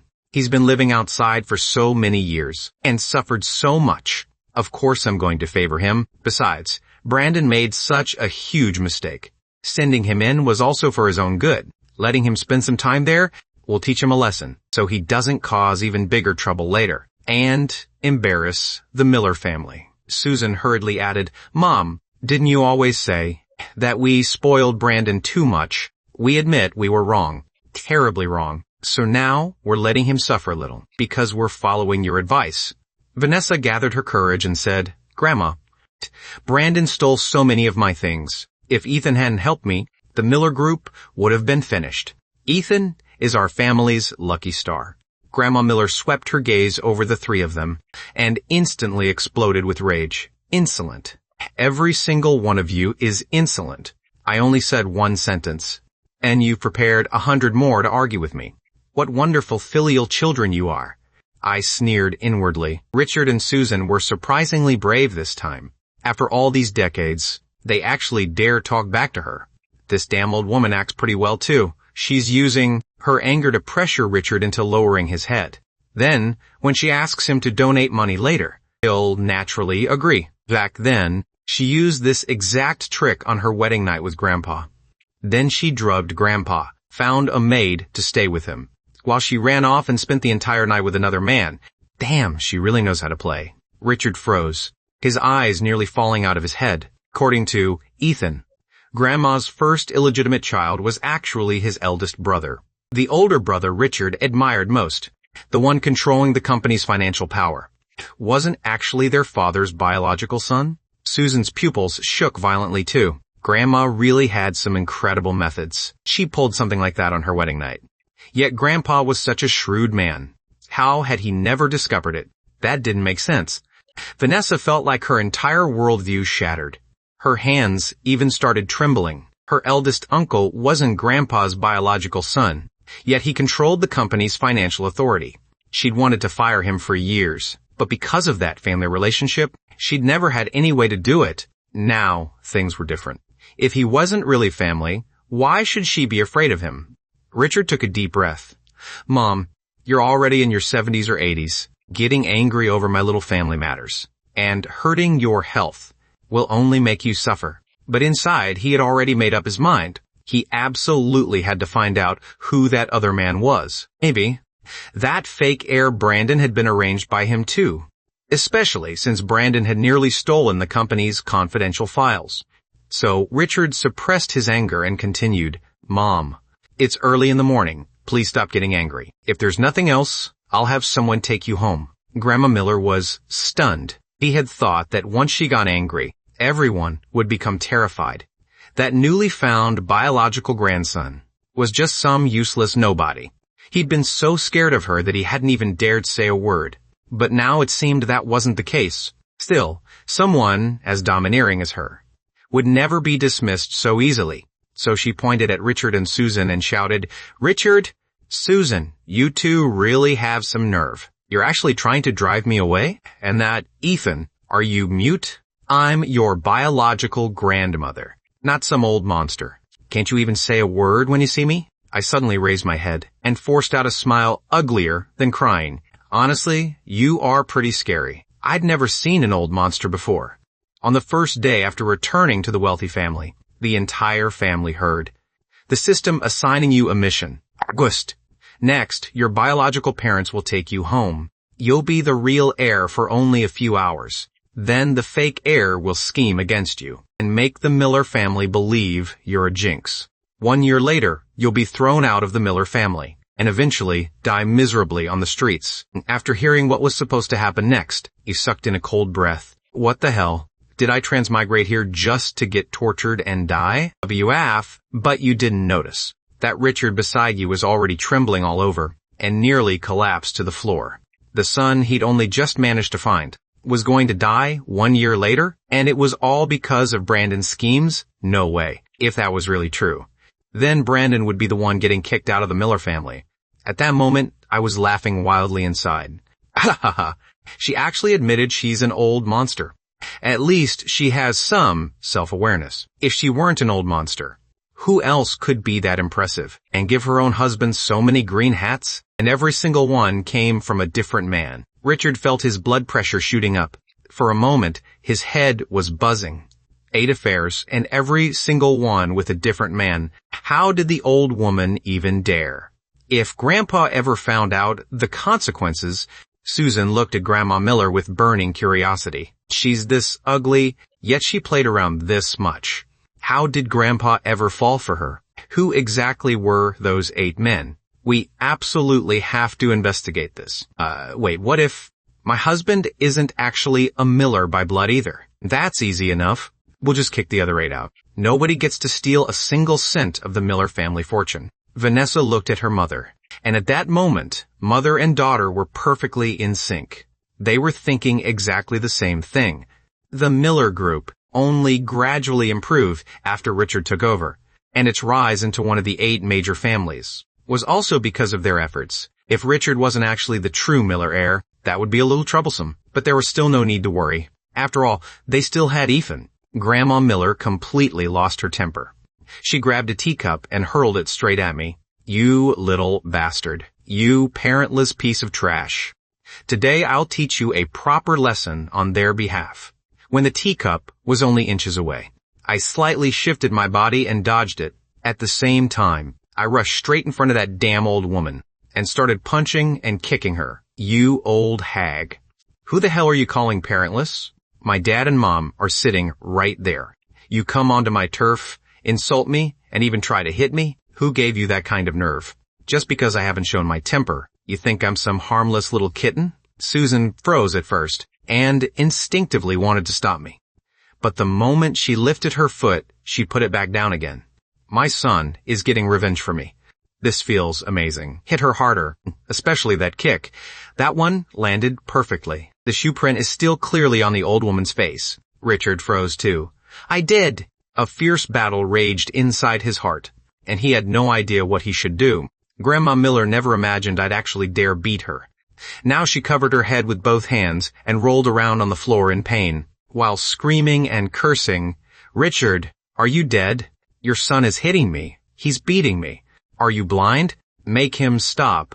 Hurry, I'm going to die. Ow, my front tooth." Hearing that, I actually hit even harder. One kick fractured her tailbone, and one punch knocked her newly done nose crooked, all while I continued complaining inwardly.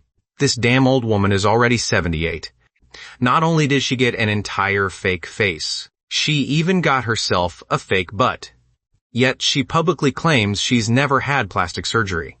Today, I'll beat you back to your original form. Richard and the other two heard my thoughts, and exchanged glances. For a moment, they didn't know whether they should enjoy the gossip first, or stop me first. They already knew the old woman had undergone quite a few procedures. That part wasn't a secret, but they hadn't known. She'd gotten that many things done. This was practically a complete human transformation. Thank goodness for Ethan. He directly beat Grandma back to her original form. I'd already been hitting her for almost 5 minutes. Yet still, no one came to stop me. Even I started feeling confused. What is this Miller family thinking? I'm already tired from hitting her, and they still haven't come over to scold me. Isn't this the perfect excuse to kick me out? Buddy, hurry up and check. Did I fall into another trap again? Before the system's voice could answer, a woman rushed in frantically, shouting loudly, "Stop, Gamai Kamona." The moment the woman rushed over to push me, I'd already stepped several paces backward. The woman, who weighed over 200 pounds, lunged into empty air and crashed directly onto Grandma Miller. Margaret, are you trying to crush me to death? Get off me. Grandma Miller screamed loudly, and at the same time let out a huge, disgusting fart. The impact had forced it out of her. Margaret hurriedly climbed off her mother, but instead of checking on her, she pointed at Susan and started cursing. Younger brother's wife, are you blind or deaf? Your son beat our mother, and you just stood there watching? Richard, divorce her immediately. The Miller family doesn't need an unfilial daughter-in-law like this. Susan hid behind Richard, as if she were frightened. Margaret, how can you keep telling people to divorce every time you open your mouth? If your husband's older sister tried forcing you to divorce him, you wouldn't be happy either. Margaret immediately exploded with rage. Susan, bullshit. My husband is an only child. He doesn't even have an older sister. I can't be bothered arguing with some countrywoman like you. Richard, stop pretending to be mute. How are you going to handle this? Richard straightened his back. Margaret, do I need to report to you how I handle my own family? Mom always said daughters are just money-losing burdens and have no right to interfere in their birth family's affairs. Don't tell me you've forgotten. Margaret's eyes instantly turned red. Richard, what are you saying? I'm your eldest sister. How can you talk to me like that? What is going on? Richard used to listen to me more than anyone. If I told him to divorce, even if he felt reluctant, he would never directly oppose me. So what changed now? Seeing that she couldn't control Richard, Margaret turned toward me. Ethan, you're that bastard who grew up outside the family, right? You saw what happened here too. If you don't take responsibility yourself, you'll end up causing your parents to divorce. I looked at her with disdain. A woman whose own parents named her Margaret Steele. Just hearing that kind of name tells you how unwanted she must have been in the Miller family. Buddy, let me see her dirt. Is she even Grandpa Miller's biological daughter? Seeing me remain silent, Margaret angrily kicked over the chair beside her. Ethan, stop pretending you're deaf and mute. Don't think staying silent will, you fat hag. Shut your mouth. Richard shouted loudly and cut her off. They were right at the most important part of the gossip, and she'd ruined everything. Hopefully Ethan wasn't distracted by her. Keep going, Ethan. Let Dad hear it too. Is this fat woman really Grandpa's biological daughter? Susan also glared fiercely at Margaret. This sister-in-law is so damn annoying. She used to bully me all the time, but things are different now. I have my son protecting me. Ethan, be good. Go give her a lightning punch and make her get lost. Vanessa carefully looked over her aunt, her eyes shining sharply. She'd already thought before that everyone in her immediate family was handsome or beautiful. But those uncles and aunts, younger aunts and younger uncles all looked completely different. Now Vanessa finally understood. They probably weren't Grandpa's biological children at all. Ethan, expose her. I looked at Margaret and sneered. You're so filial. Your mother has already passed out. Why aren't you taking her to the hospital? Instead, you're still here using this as an excuse to cause trouble. What a truly devoted daughter you are. But inside, I was shocked. The names of the Miller family's children were all chosen by Grandma Miller. Margaret's original name was literally Steel Pillar, And that was because, among Grandma's 8 illegitimate children, Margaret's biological father was just a roadside beggar. Grandma and that beggar hooked up beside an iron pillar on a rainy night, and, to commemorate that night, Grandma specifically gave her that ridiculous name. Richard's eyes nearly fell out of his head. What? Margaret's biological father was actually just a beggar? What the hell was Mom thinking? She could even bring herself to sleep with a man like that? Susan was equally shocked. Grandma really had some powerful desires when she was young. She even went for a roadside beggar. Or was there some other reason? Otherwise, why would she give her eldest daughter such a ridiculous name? Manessa secretly relaxed. So this fat woman's father was just a beggar. That makes things much easier. Margaret turned toward her mother and realized she really had passed out. A strange gleam flashed in Margaret's eyes, but she didn't panic at all. Instead, she turned back toward Richard. Richard, Mom personally came here to visit you and your son, and now you've let her get beaten into this state. Aren't you afraid of divine punishment? Fine, don't bother explaining. Give me $50 million right now, and I'll handle this matter for you. I won't let Dad find out. Mom passed out at just the right time. Now, I don't even need to negotiate with her anymore. Hearing that, I couldn't help frowning. That's it? She only wants money? Shouldn't she be using this chance to force me out of the Miller family? This, Margaret really is stupid. Her brain contains nothing but money. She doesn't care about her mother's dignity at all.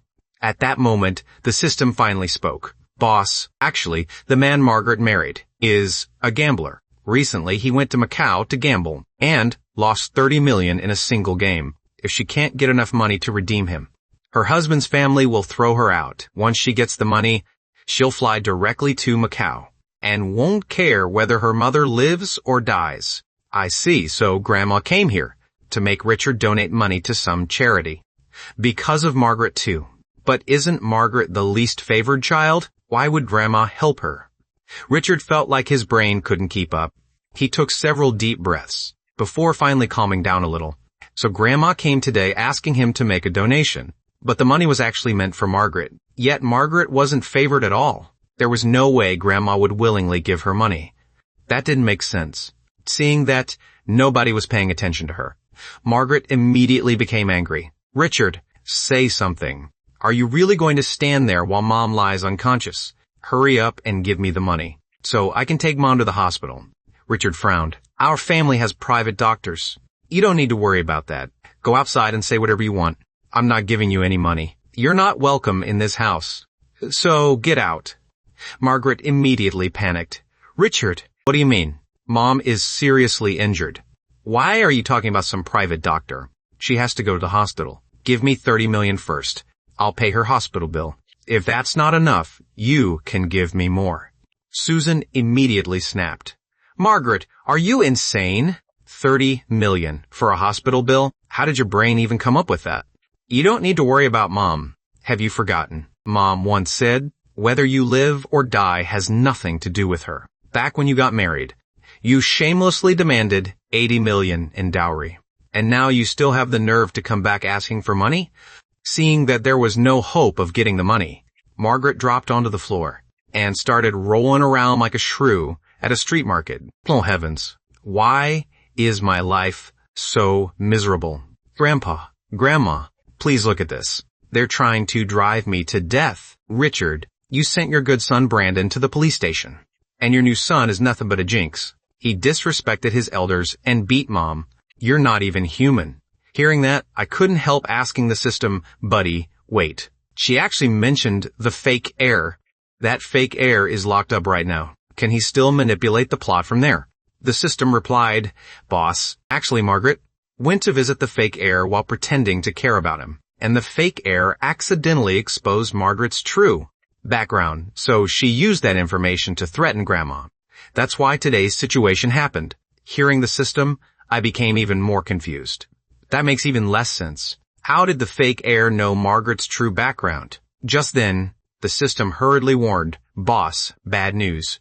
Some strange people are coming inside. Margaret couldn't get the money, so she's about to turn hostile. A lot of you have been asking me where you can continue reading Fate's trick, so I'll show you.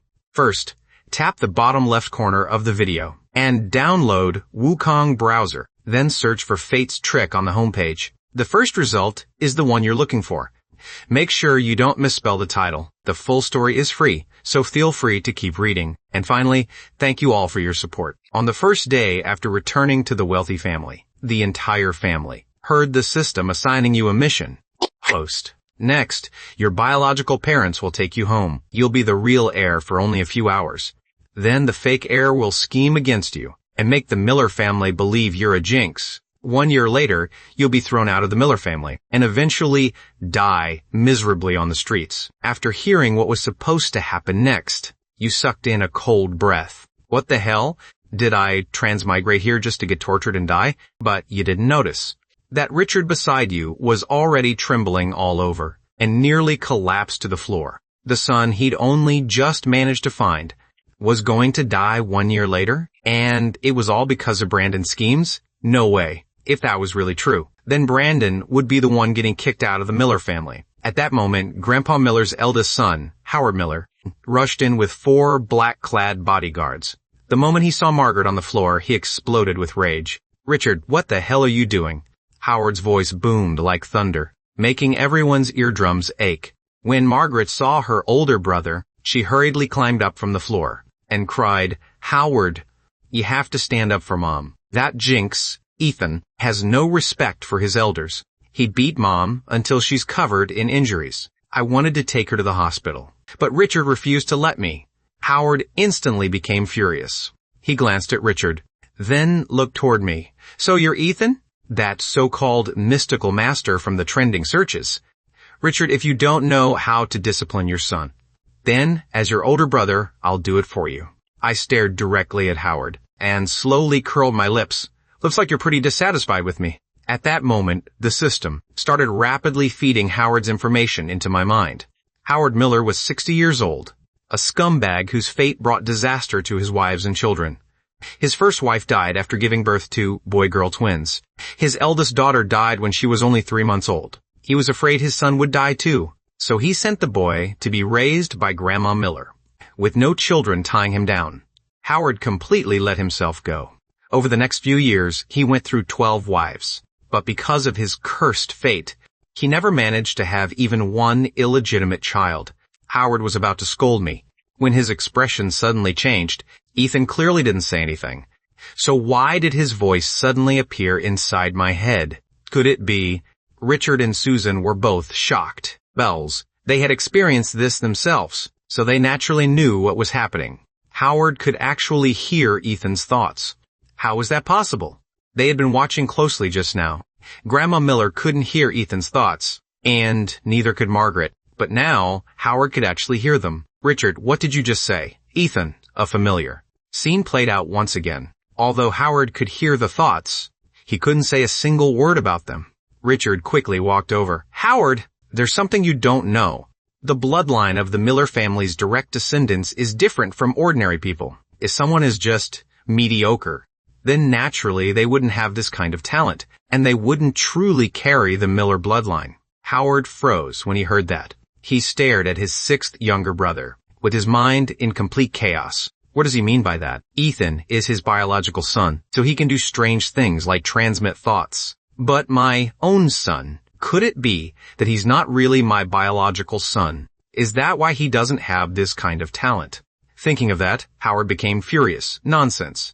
Richard, you were useless back then and lost your own son. Now, you're letting him practice some crooked supernatural nonsense too. In short, you clearly can't discipline him properly, so let me do it." I smiled. "Then come on, let me see what pathetic little tricks you've got." I was actually a little excited inside. It had been a while since I'd stretched my muscles, and my hands were itching for a fight. Perfect. I'll beat him up, finish the job, then get kicked out of the Miller family. Perfect. The system couldn't help laughing. Boss. Actually, this guy's pretty funny too. His latest piece of gossip would be explosive even by entertainment industry standards. Hearing that I wanted to beat him, Howard's eyes widened. "Ethan, you'd better shut your mouth. Do you believe Are you blind?" I haven't said a single word. Before Howard could finish, I directly cut him off, while complaining inwardly, "Buddy, hurry up and tell me how explosive his gossip is." The system replied, "Howard has had 12 younger wives in total. The first 4 really were killed by his cursed fate, but the other 8 survived. Hearing that, I frowned. Wait, didn't you just say he brings death to his wives? Did the plot get something wrong? The system shook its head. No, boss. Actually, the remaining 8 wives all cheated on him. The cheating aura covered up the aura of his wife-killing curse. That's why all 8 of them stayed perfectly alive. Richard's mouth dropped wide open. Grandma cheated on Grandpa, and now her son is getting cheated on by other people. Does this count as karma? Howard's breathing became heavy. Impossible. Absolutely impossible. All of my younger wives love me deeply. They would never cheat on me. Ethan is just pretending to be mysterious again. The system continued. Actually, the wife-killing aura is extremely powerful. The only reason the cheating aura could completely suppress it is because the person cuckolding him wasn't just anyone. It was his only son. His son arranged every single one of Howard's younger wives. Then, after he finished, he let his father have them. It was precisely because of that green glow that those younger wives managed to survive. Holy Mother of God. My eyes nearly fell out. This is way too explosive. You can even play it like this? So you're saying Howard's precious son indirectly saved his stepmother's lives? What incredible fortune. Ethan, you bastard. Before I could finish, Howard completely exploded. My wives are all... He originally wanted to say that he and all of his younger wives truly loved each other. But because it was related to the thoughts, his voice was naturally muted again. The reason he reacted so violently was because he knew his son had never been interested in women, let alone his own younger wives. Are you insane? What did I even say? I glanced at him helplessly, then eagerly waited for the system to continue exposing him. The system coughed lightly. Actually, if he goes home right now, he can still catch his precious son, having fun with his 12th younger wife. Oh, and that younger wife has excellent fertility. She's going to get pregnant this time. The only question is whether the baby will be Howard's son or his grandson. Howard's eyes nearly popped out. This younger wife had been incredibly difficult for him to find. She looked almost exactly like his first wife, although there was a 40-year age gap between them. True love had nothing to do with age. A May-December romance starts by forgetting the age difference. She would absolutely never betray him. This jinx Ethan must be causing trouble. He's deliberately trying to send me away. Thinking of that, Howard roared, "Men, take this brat down." Howard was confident he wouldn't fall for my trick. Margaret stood nearby and secretly rejoiced. Great. Once Howard ties up that jinx, Ethan, Richard will finally give me the money. Seeing myself surrounded by several men in black, I was thrilled inside. Finally, I get to make a move. Perfect. Time to let my golden light spell show off again. Golden light instantly gathered in my palm, and powerful energy filled my entire body. Before I could even shout the final word, a beautiful figure suddenly flashed past, followed by a shovel slicing through the air. Smack, smack, smack, smack, smack. The sounds echoed beside my ears. In an instant, Howard and all the bodyguards around him were knocked flat. I let out a miserable cry. Chloe, do you have to show up at the critical moment every single time? I can handle this myself. I was finally about to get kicked out of the Miller family. Why did you come again? That's right. The person carrying the shovel just now was none other than Chloe Foster. She had come to find me and watch some excitement, and happened to catch Howard being reckless enough to try bullying Ethan. So she made her move. Before anyone could react, Chloe dragged all 5 people out of the villa with one hand. Then she dug holes, buried them, and watered the soil. This time, it actually took her 8 whole minutes. A job she normally finished in 3 minutes had taken 5 minutes longer. She was in a terrible mood and kicked Howard twice more in the face. You dare touch Ethan? He's mine, understand? Buried in the dirt. Howard stared blankly at Chloe, feeling as if his entire world had collapsed. Who am I? Where am I? What am I doing? Richard brought the whole family outside of the villa and looked at Howard planted in the garden. They couldn't hold back and all burst out laughing. Margaret hurried over afterward and saw her older brother planted into the ground by Chloe like a green onion. She was completely terrified. That's the heiress of the foster group. The terrifying existence feared throughout the 8 major families. What did she just say? She said Ethan belongs to her. That little bastard only just came back and already has such a powerful backer. She couldn't help turning toward Richard. Richard, are you rebelling? Why? You're really just going to stand there and watch? Richard looked at Howard buried along the path, then turned toward her. Margaret, do you want to be buried alive too? Margaret instantly broke into a cold sweat. Her round face turned completely pale, and even her voice trembled. No, I don't. Absolutely not. Forget the 30 million or 50 million. I need to stay alive to spend money. I'm not even truly a Miller family child. If Richard finds out, he might really throw me out of the family. Stay alive first. Good things can only happen if I'm alive. Margaret seemed to suddenly figure everything out and turned to run. She scrambled away so fast that one of her shoes flew off, and she couldn't even be bothered to pick it up. Watching Margaret run away, I sighed helplessly. Isn't she supposedly deeply in love with that gambling addict husband? And she's already running away? Wasn't she just swearing that she was such a filial daughter? Now she doesn't even care about her own mother. Don't run. If you run that fast, you might be rushing straight toward reincarnation. Richard froze. Reincarnation? Is Margaret going to die? Howard shuddered too, and hurriedly shouted, Richard, get me out of here. Before Richard could react, Chloe stepped forward and kicked Howard again. You were the one trying to bully Ethan just now. Are you looking for death? After saying that, Chloe came over to me and wrapped an arm around my shoulders. Ethan, how many times have I told you? If anyone bullies you in the future, just tell them my name. Got it? Being held in Chloe's arms, I felt something strange, but I still obediently answered, while helplessly thinking, I really can't beat her. Chloe is an existence that transcends the plot itself. The system was speechless. Boss, you're wise. But there's something I need to tell you. Victoria is getting married today. Do you want to go watch the drama in person? On the first day after returning to the wealthy family, the entire family heard. The system assigning you a mission. Ghost. Next, your biological parents will take you home. You'll be the real heir for only a few hours. Then the fake heir will scheme against you and make the Miller family believe you're a jinx.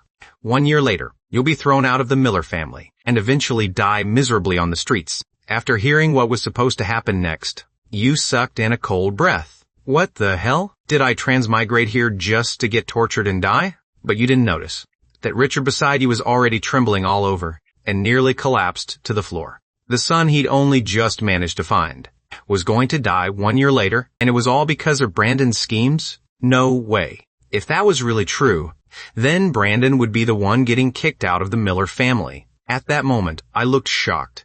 Victoria is getting married, and she's even holding a wedding? She's really something.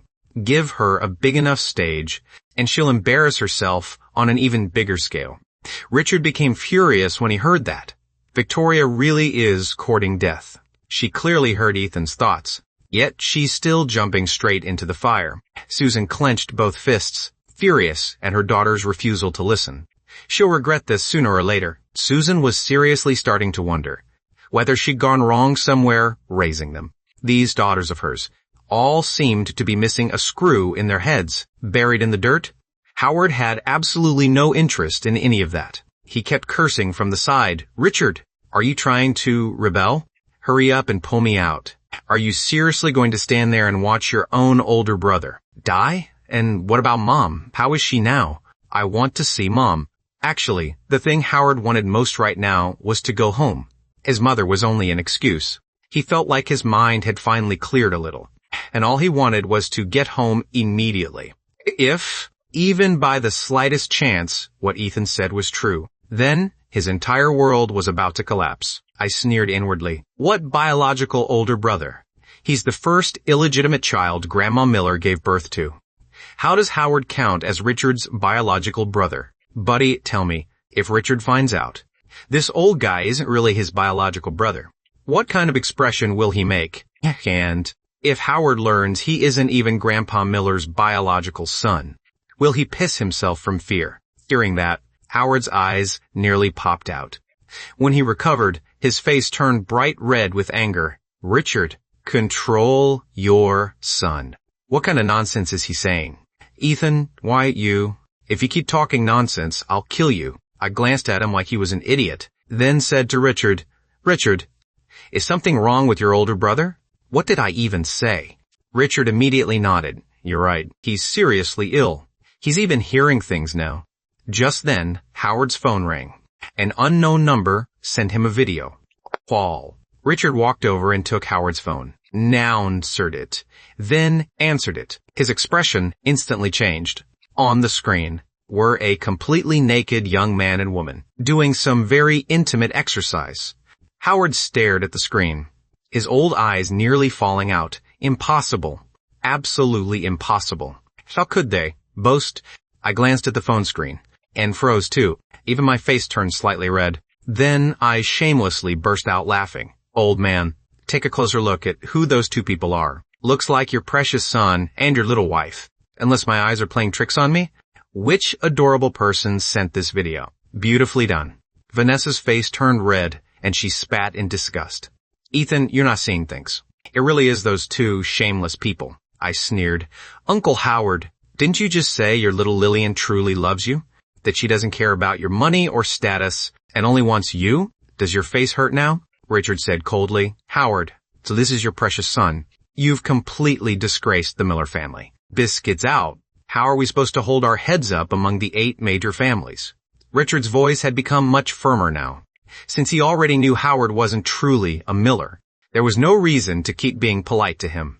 Susan gave a mocking smile. Howard, you really have plenty of free time. Your own biological son stole your little wife. Yet you were confidently offering to discipline our son. You really have some nerve. This brother-in-law had always looked at Susan in a way that disgusted her.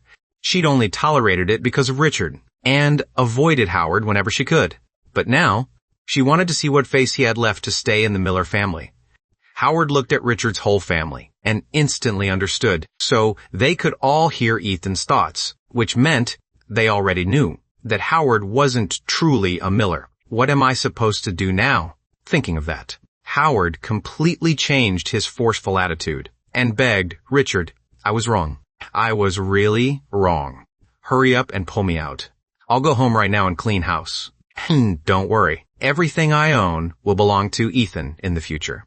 I swear, to preserve his identity as a Miller, Howard was willing to go all in. He could already see clearly that everything in the Miller family would eventually belong to Ethan. Since that was the case, he might as well take the initiative. At least then he wouldn't end up miserable in his old age. Richard, Susan, and Vanessa exchanged glances. Then all nodded and ordered someone to pull Howard out of the dirt. They even arranged for someone to drive him home. Chloe narrowed her eyes from the side. Aye! If it had been anyone else who dared pull out someone she'd buried without permission, their ending would have been miserable. But these people were Ethan's family. Loved the person, loved those around him too. She'd give them some face. Not long after, Grandma Miller was also sent to the hospital. You really had to admire how sturdy that old woman was. She'd nearly been beaten into a pig's head. Yet even while leaving, she was still yelling, I'll be back. Once things finally settled down, Chloe bounced over to me. Ethan, come on, let's go to the wedding banquet. Things aren't over on Victoria's side yet. She'd heard the system earlier too. And as a professional gossip lover, she wasn't willing to miss a single piece of drama. But I yawned and shook my head. I want to sleep. You can go if you want. What's so interesting about a wedding banquet? What does Victoria's life or death have to do with me? Thinking that, I went straight back into the villa, lay down, and fell asleep. I somehow slept until it was completely dark outside. Inside the Miller family's living room came the sound of heartbreaking sobbing. Being woken up again made me extremely irritated. Who the hell is it now? It's the middle of the night. Can't anyone let me rest properly? I angrily opened the door, and while walking out asked, Buddy, what's happening outside? The system replied, Boss, Victoria is back. Derek beat her so badly she barely looks human. Now she's come back to her parents' home begging for help. Hearing that, I instantly became interested. And wasn't sleepy anymore. I jogged all the way downstairs. When I saw the woman kneeling in the middle of the living room, covered in injuries, I froze. No way, no way, no way. Am I seeing this right? The big show started this quickly? The system laughed. Boss, you're not seeing things. That woman really is Victoria, the dignified female CEO of an entertainment company who dominated the industry for years. The corner of my mouth uncontrollably lifted, and I almost laughed out loud from schadenfreude. I hurried over to watch the show. Inside the living room, Victoria knelt on the floor and cried hysterically, "Dad! Mom!"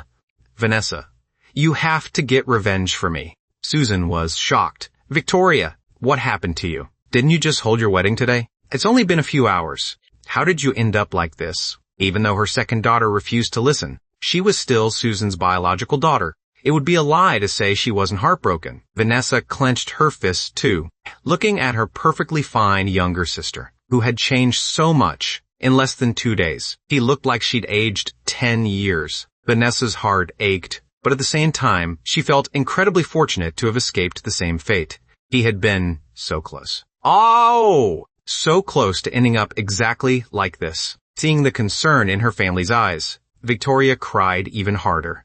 "Mom, Derek, that bastard, did all of this. He made mistakes and got himself fired. I didn't look down on him. I still married him, but he blamed everything on me. He beat me and even told me to die. He even demanded that I hand my company over to him. Mom, Vanessa, I want to divorce him. I want a divorce right now." Hearing that, Richard exploded with anger. "Victoria, what did we tell you back then? And what did you say to us? Now that you've been beaten, you actually have the nerve to come back?" Although Richard was angry at his second daughter, he still felt heartbroken inside. But the moment he remembered how she had insisted on marrying that bastard no matter what, his anger grew even stronger. Victoria's tears fell nonstop. "Here, I didn't expect this either. We've known each other for more than 10 years. I thought I understood him better than anyone. I never imagined that the moment we got married, he'd stop pretending. He beat me like he wanted me dead. He really was trying to kill me." Vanessa was both furious and frustrated. "You didn't expect it? What did you say back then?" "My judgment in men is the best in the world. He's my lifesaver, so I have to repay him. We practically got down on our knees begging you. But you insisted on jumping into the fire." Victoria lowered her head and sobbed.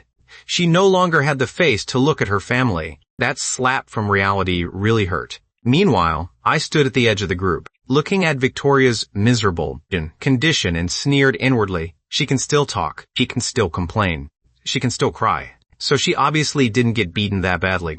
Back then, she cursed me and wanted to hit me, and even used the fact that she was my biological sister to morally pressure me. Where's all that arrogant energy now? She only got beaten once. Don't worry. Days like this will become completely normal for her later. The system sounded indignant too. "Boss, there won't be a next time for her. Derek already bought an insurance policy on her. Once she dies, he'll stage a car accident that makes Victoria's death look accidental. Then he'll collect $80 million in insurance money." What? My eyes widened. I couldn't tell. Victoria is actually worth quite a lot. Derek really knows how to play the game.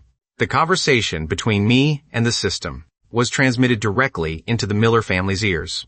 Everyone was stunned. Victoria was going to be beaten to death?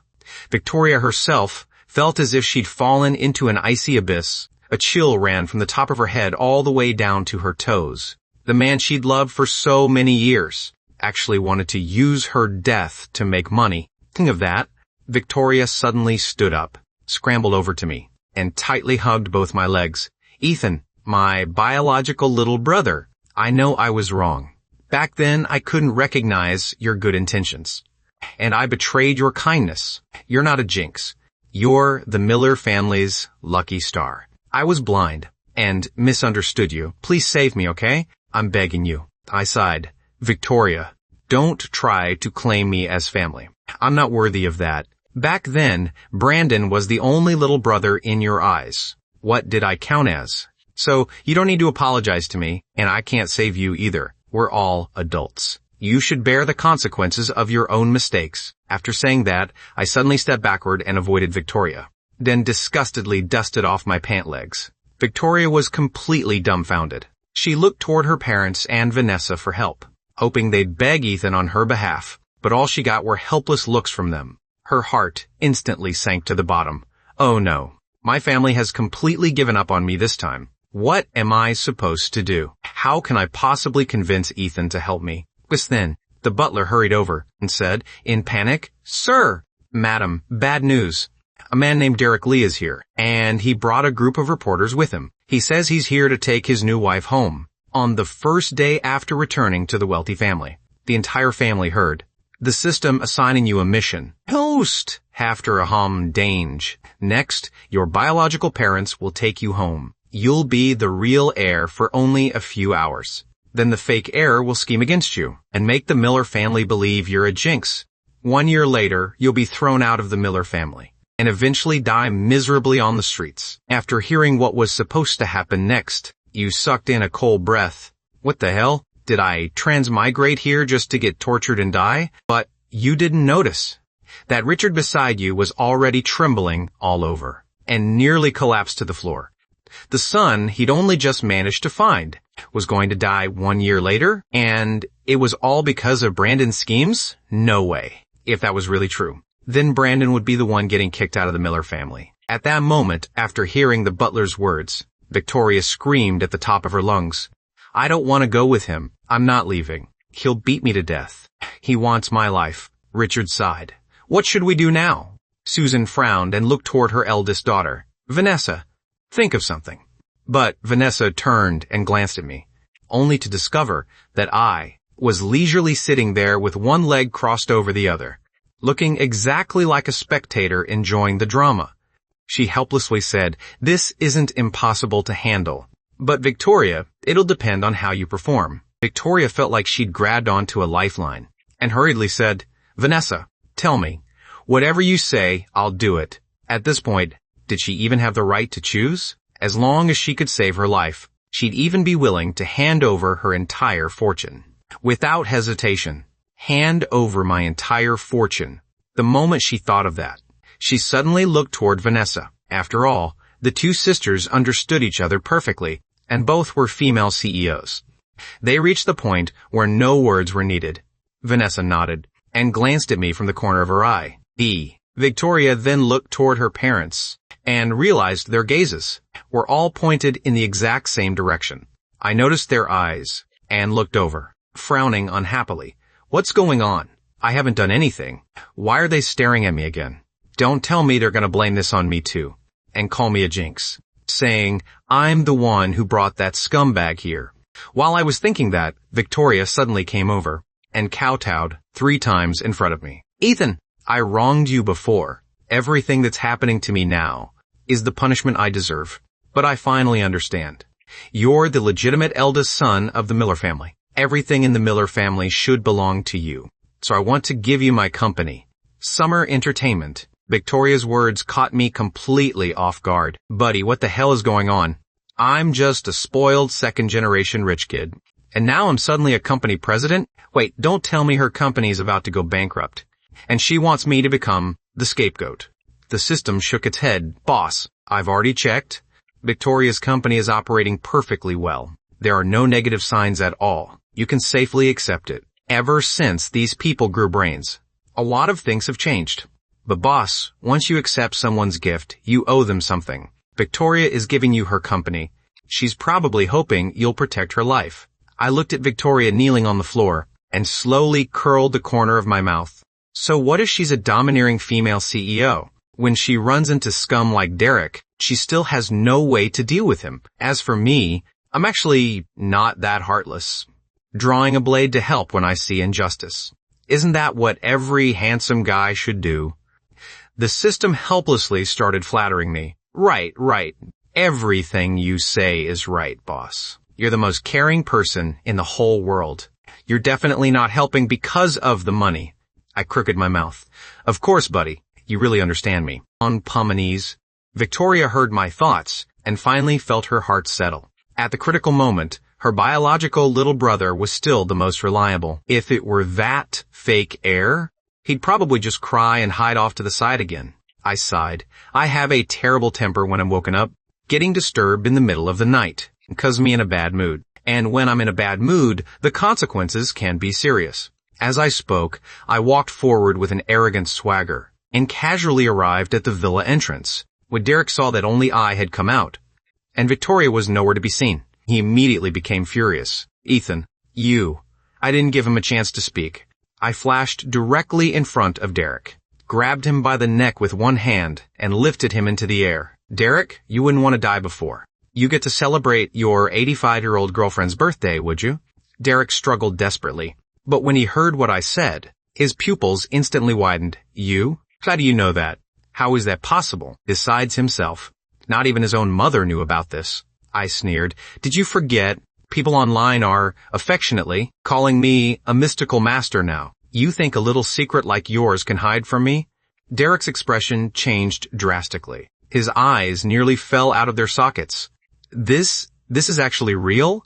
He really knows everything. Then, that means he must also know about the illegal things I've done before. He knows all of it. I threw Derek onto the ground, then disgustedly dusted off my hands, and looked toward the group of reporters. You guys, are you accomplices this wanted criminal hired? You have two choices now. Expose the fact that he's a wanted criminal, and earn yourselves some credit, or become his accomplices. Then, the whole group of you can go visit the police station together. The moment I finished speaking, Derek started screaming like a madman. Don't believe him. Let's go. We're leaving right now.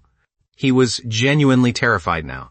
Why was the son the Miller family had just found completely different from what Victoria had described? The dozen or so reporters looked at one another and suddenly had no idea what to do. What kind of situation was this? How did their employer suddenly become a wanted criminal? I crossed my arms and swept my gaze over the reporters in front. You, the one in the red plaid shirt. Your name is Jack Lee, right? You're Derek's eldest uncle's son's nephew's cousin. Last month, didn't Derek give you some money and send you out of town to do something for him the moment you left? Derek went straight to your house to see your wife and didn't come out for 7 whole days. And you, the guy wearing ripped jeans, Ryan Wang, you grew up with Derek when you two were 18. You kidnapped a mentally disabled widow together. But you couldn't beat Derek, so he got to her first. But the widow was too terrified and fell off a cliff to her death, so neither of you got what you wanted. And over there, the guy wearing floral shorts, Sam's son. Yes, I'm talking about you. Stop scratching your head. You still don't know, do you? Derek once drugged you and left you unconscious for 3 days and 3 nights. Yet you're still helping him now. You're really something. Every time I looked at someone, I accurately exposed their most devastating secret. And more importantly, I also revealed the things Derek had done to screw them over in the past. A few minutes later, none of them could remain calm. Derek tried to escape in the chaos, but the furious reporters grabbed him and gave him a brutal beating. Other than his face still being recognizable as Derek, the rest of him was a complete mess, without me even needing to make a move. They personally dragged Derek to the police station. Richard's entire family stood at the villa entrance, all wearing shocked expressions. Vanessa swallowed hard. Good thing I wasn't brain dead for very long, and managed to turn back before it was too late. My biological little brother is the real golden thigh to cling to. Victoria was shocked inside. Could my little brother really be some mystical master? Giving him my company means even if I die, I won't have any regrets. Richard and Susan were thinking the exact same thing. That's our son. We're proud of him. I looked at the courtyard that had finally become quiet again, and proudly dusted off my hands, then turned toward the family. All right, it's handled. I'm going to sleep. Good night. I disappeared from their sight like a gust of wind. Move faster, legs. I need to hurry and see whether summer entertainment has any actresses I like. Vanessa watched my retreating figure, then stepped forward to support Victoria. Dad, Mom, you two should go rest too. I'll take Victoria to the hospital. Victoria looked gratefully at Vanessa, and tears of grievance started falling again. Thank you, Vanessa. Vanessa only sighed and tapped her forehead. You really have to suffer before you finally wake up. And don't thank me. Thank Ethan more in the future. But let me warn you, we have so many sisters, and he doesn't plan on forgiving a single one of us. Victoria silently nodded. I know. Getting Ethan to forgive me will be a difficult road. But I believe that with enough persistence, even an iron rod can be ground into a needle. Ethan is my only little brother. No one else counts. After returning to my room, I eagerly opened Summer Entertainment's information. Looking at all kinds of beautiful actresses, I couldn't help getting excited. Holy crap. Why does this feel like playing a game? I can even casually choose a girlfriend. And more importantly, Buddy can expose all their gossip for me. I listened to Buddy reveal one secret after another, and stayed excited all night without sleeping. I didn't crawl out of bed until noon the next day, with 2 huge dark circles under my eyes. I happily ate a delicious breakfast, then prepared to go check out the company. After all, a company can't go a single day without its boss. Just as I was preparing to leave, an annoying voice suddenly rang out. Dad, Mom, Ethan, Vanessa, I missed you all so much. Brandon looked utterly exhausted. The moment he entered, he started calling out to his family.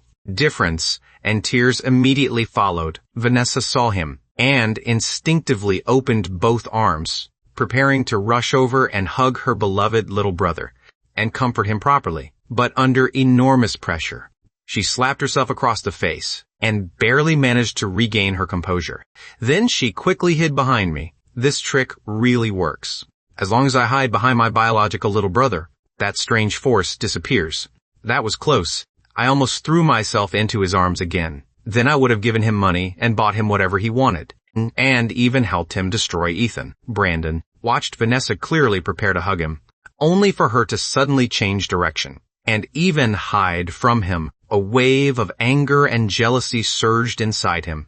Vanessa, that idiot, she personally sent me to the police station, caused me to trend online, and made everyone point fingers at me. Now I've already given her a chance to make peace, and she still refuses it. And, Ethan, now that I'm back, just wait for death. Brandon turned toward Susan. He knew this still wasn't the time to make his move, so he cried pitifully, Mom, I was framed. The police have already uncovered the truth. I'm innocent, but after listening to Brandon's explanation, everyone in the Miller family, including me, froze. This can happen too. On the first day after returning to the wealthy family, the entire family heard the system assigning you a mission. Post. Next, your biological parents will take you home. You'll be the real heir for only a few hours.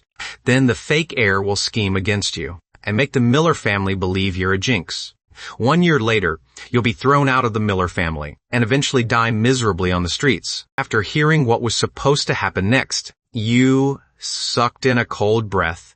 What the hell? Did I transmigrate here just to get tortured and die? But you didn't notice that Richard beside you was already trembling all over and nearly collapsed to the floor. The son he'd only just managed to find was going to die 1 year later, and it was all because of Brandon's schemes? No way. If that was really true, then Brandon would be the one getting kicked out of the Miller family. At that moment, the corner of Vanessa's mouth kept twitching. She clenched her fists and desperately wanted to rush over and beat Brandon senseless. She had personally caught him stealing and personally sent that fake heir to the police station, yet he still managed to turn things around and get released. Who exactly was the person behind him? Susan stood there without moving. She had no intention of hugging Brandon either. She even felt disgusted. Ethan had said before that there was someone manipulating Brandon from behind the scenes. If he could walk away completely unharmed now, then that person was probably responsible. Richard suppressed the anger in his heart. By now, he'd already figured something out. There was some strange force surrounding Brandon. Could not only control the Miller family's minds, making everyone blindly favor him and spend money and effort on him, but could even influence part of the plot itself.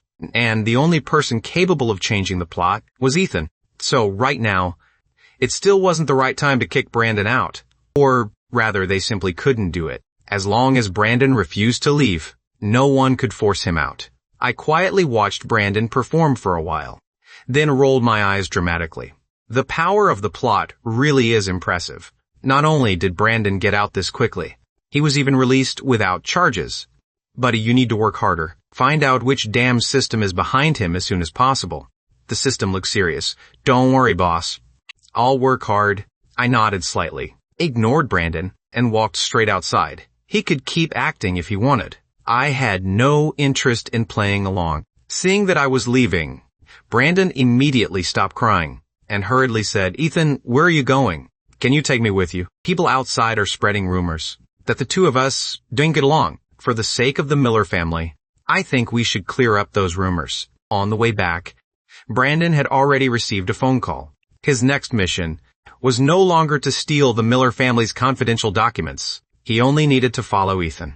The people above thought Ethan was mysterious and ordered Brandon to uncover his secrets. Without even turning around, I said, "What rumors?" "That's the truth. Fake Heir, have some confidence. I genuinely don't like you." I opened the car door and sat in the driver's seat, resting one hand on the window, then turned and glanced at Brandon. "And one more thing. This is the last time I'm warning you. Call me Ethan from now on. Don't call me your big brother. Otherwise, I'll give you a lightning punch." After saying that, I started the car and left the Miller residence. Watching me speed away, Brandon stomped his feet in rage. Bastard. He can't even be bothered pretending anymore. Who gave him that kind of competence? He turned and looked toward Vanessa again. But she looked like she'd seen a ghost, and rushed toward the underground garage like a gust of wind. Then she quickly drove away. Holy crap, I miscalculated. I should have followed Ethan the moment he left. I simply can't resist that strange force around the fake Heir at all. Susan and Richard exchanged a glance, perhaps because they were the first two people to hear my thoughts, and had chosen to believe them. The strange power of the plot seemed to have little effect on them anymore. "Dad, Mom, I want to go see Victoria and my 9th sister. You two shouldn't be too sad either. Ethan just came back and happened to run into all these problems. He didn't want any of this." After saying that, Brandon turned and left. If he failed the mission, he'd be punished. He also wanted to see whether Ethan really was, like the rumors online claimed, some kind of mystical master. Susan looked worriedly at Richard. "Honey, are we really just going to ignore that fake Heir and let him go, cause trouble for Ethan?" Richard didn't care at all. "You're worrying too much. That so-called strange force can't do anything to our son. Just watch. If the fake Heir goes after him, he'll only humiliate himself. If you ask me, we should go back to the old residence again. Howard said he wants to draw up a new property transfer agreement." Susan looked shocked. "You mean Howard really plans to give all his property to our Ethan?" Richard nodded heavily. "Howard is an old fox, and he's already an old man. Who knows when he'll end up in the grave? If spending a little money lets him enjoy his final years peacefully, that's a bargain for him." When I arrived downstairs at summer entertainment, I saw Victoria sitting in a wheelchair, personally waiting outside to welcome me. I couldn't help being impressed. Victoria really is tough. When I saw her last night, I thought she didn't have much longer to live. Now she already looks full of energy again. "Don't tell me this is her final burst before death?" The system replied, "Boss, Victoria actually didn't suffer any injuries to her internal organs. She really did manage to save her life, even though she looks perfectly fine right now. Her body is actually covered in bandaged wounds." I curled my lips. If she's injured that badly, why did she even come to the company? Don't tell me she regretted it and wants the company back. I knew it. How could she willingly give me something meant for the fake Heir? Before the system could answer, Victoria hurriedly explained, "Ethan, Mom and Dad told me you were coming to the company, so I came here early to wait for you. Don't worry, I'm not here to take the company back. I'm only here to support you. You just arrived, so some of the veteran employees might refuse to accept you." Vanessa was right after all. Ethan has no good feelings toward anyone in the Miller family. He can barely tolerate Mom and Dad. Even though I came here specifically to support him, he still misunderstood me. But I can't blame him. After all, our whole family used to side with the fake Heir. Still, I've already warned several of our younger sisters in advance. When they come back in a few days, hopefully they won't repeat the mistakes Vanessa and I made. I nodded indifferently. If the veteran employees refuse to accept me, just fire them. They're working for me. Why should I be grateful to them? I'm not even making them work 24/7. They should already be thanking 8 generations of my ancestors. Victoria's eyes widened in shock. So domineering. As expected of the legitimate eldest son of the Miller family. He's much more decisive than I am. The company quickly held an executive meeting. After hearing Victoria's announcement, all 28 executives' expressions changed dramatically. Some of them even started whispering. The real Heir came back and immediately took over summer entertainment. I heard before, that this company was supposed to be handed over to Brandon, even if the fake heir can't compare to the real one. At least Brandon graduated from college. Isn't this real heir supposed to be nothing but an incompetent fool? I sat in the main seat and swept my gaze across every executive with obvious disdain in my eyes. Seeing that, Victoria felt another wave of regret and fear. Is Ethan unhappy? But handing the company to Brandon was my old plan. Back then, wasn't I being manipulated by the fake heir? Just then, my inner voice sounded, "Buddy, that oldest and fattest guy is the vice president, right? Give me his dirt first." Victoria heard my thoughts and immediately looked toward Logan Lee, only to see a sinister expression on his face. As he looked around, seemingly trying to find who was speaking, Victoria's heart skipped a beat when she saw that. What's going on? Looks like he can actually hear Ethan's thoughts. How is that possible? Wasn't it supposed to be only people related to Ethan by blood? Who could hear them? Could Logan Lee also be part of the Miller family? By then, I'd already finished listening to the system's report, and when I looked at Logan again, my eyes were filled with interest. The vice president's name was Logan Lee. He came from a poor rural background and had always been considered an honest, hard-working man. He was 53 years old this year, with only one wife and 2 daughters. Hearing the system's words, Victoria secretly breathed a sigh of relief. Looks like Logan has nothing to do with the Miller family. And from the sound of it, Vice President Lee seems pretty decent. No earth-shattering scandal there. Logan followed the voice and looked toward me, but I was simply sitting there, staring at a document on the table, without opening my mouth at all. So what he heard could only have been Ethan's inner voice. Damn, no wonder. Ms. Miller willingly handed the company over to the real heir. This guy really has some skills. Is he using his thoughts to intimidate me? Logan took a sip of water to calm himself down, then glanced at the others from the corner of his eye, and immediately choked on the water. What? Why is everyone looking at me? Don't tell me they can hear Ethan's thoughts too.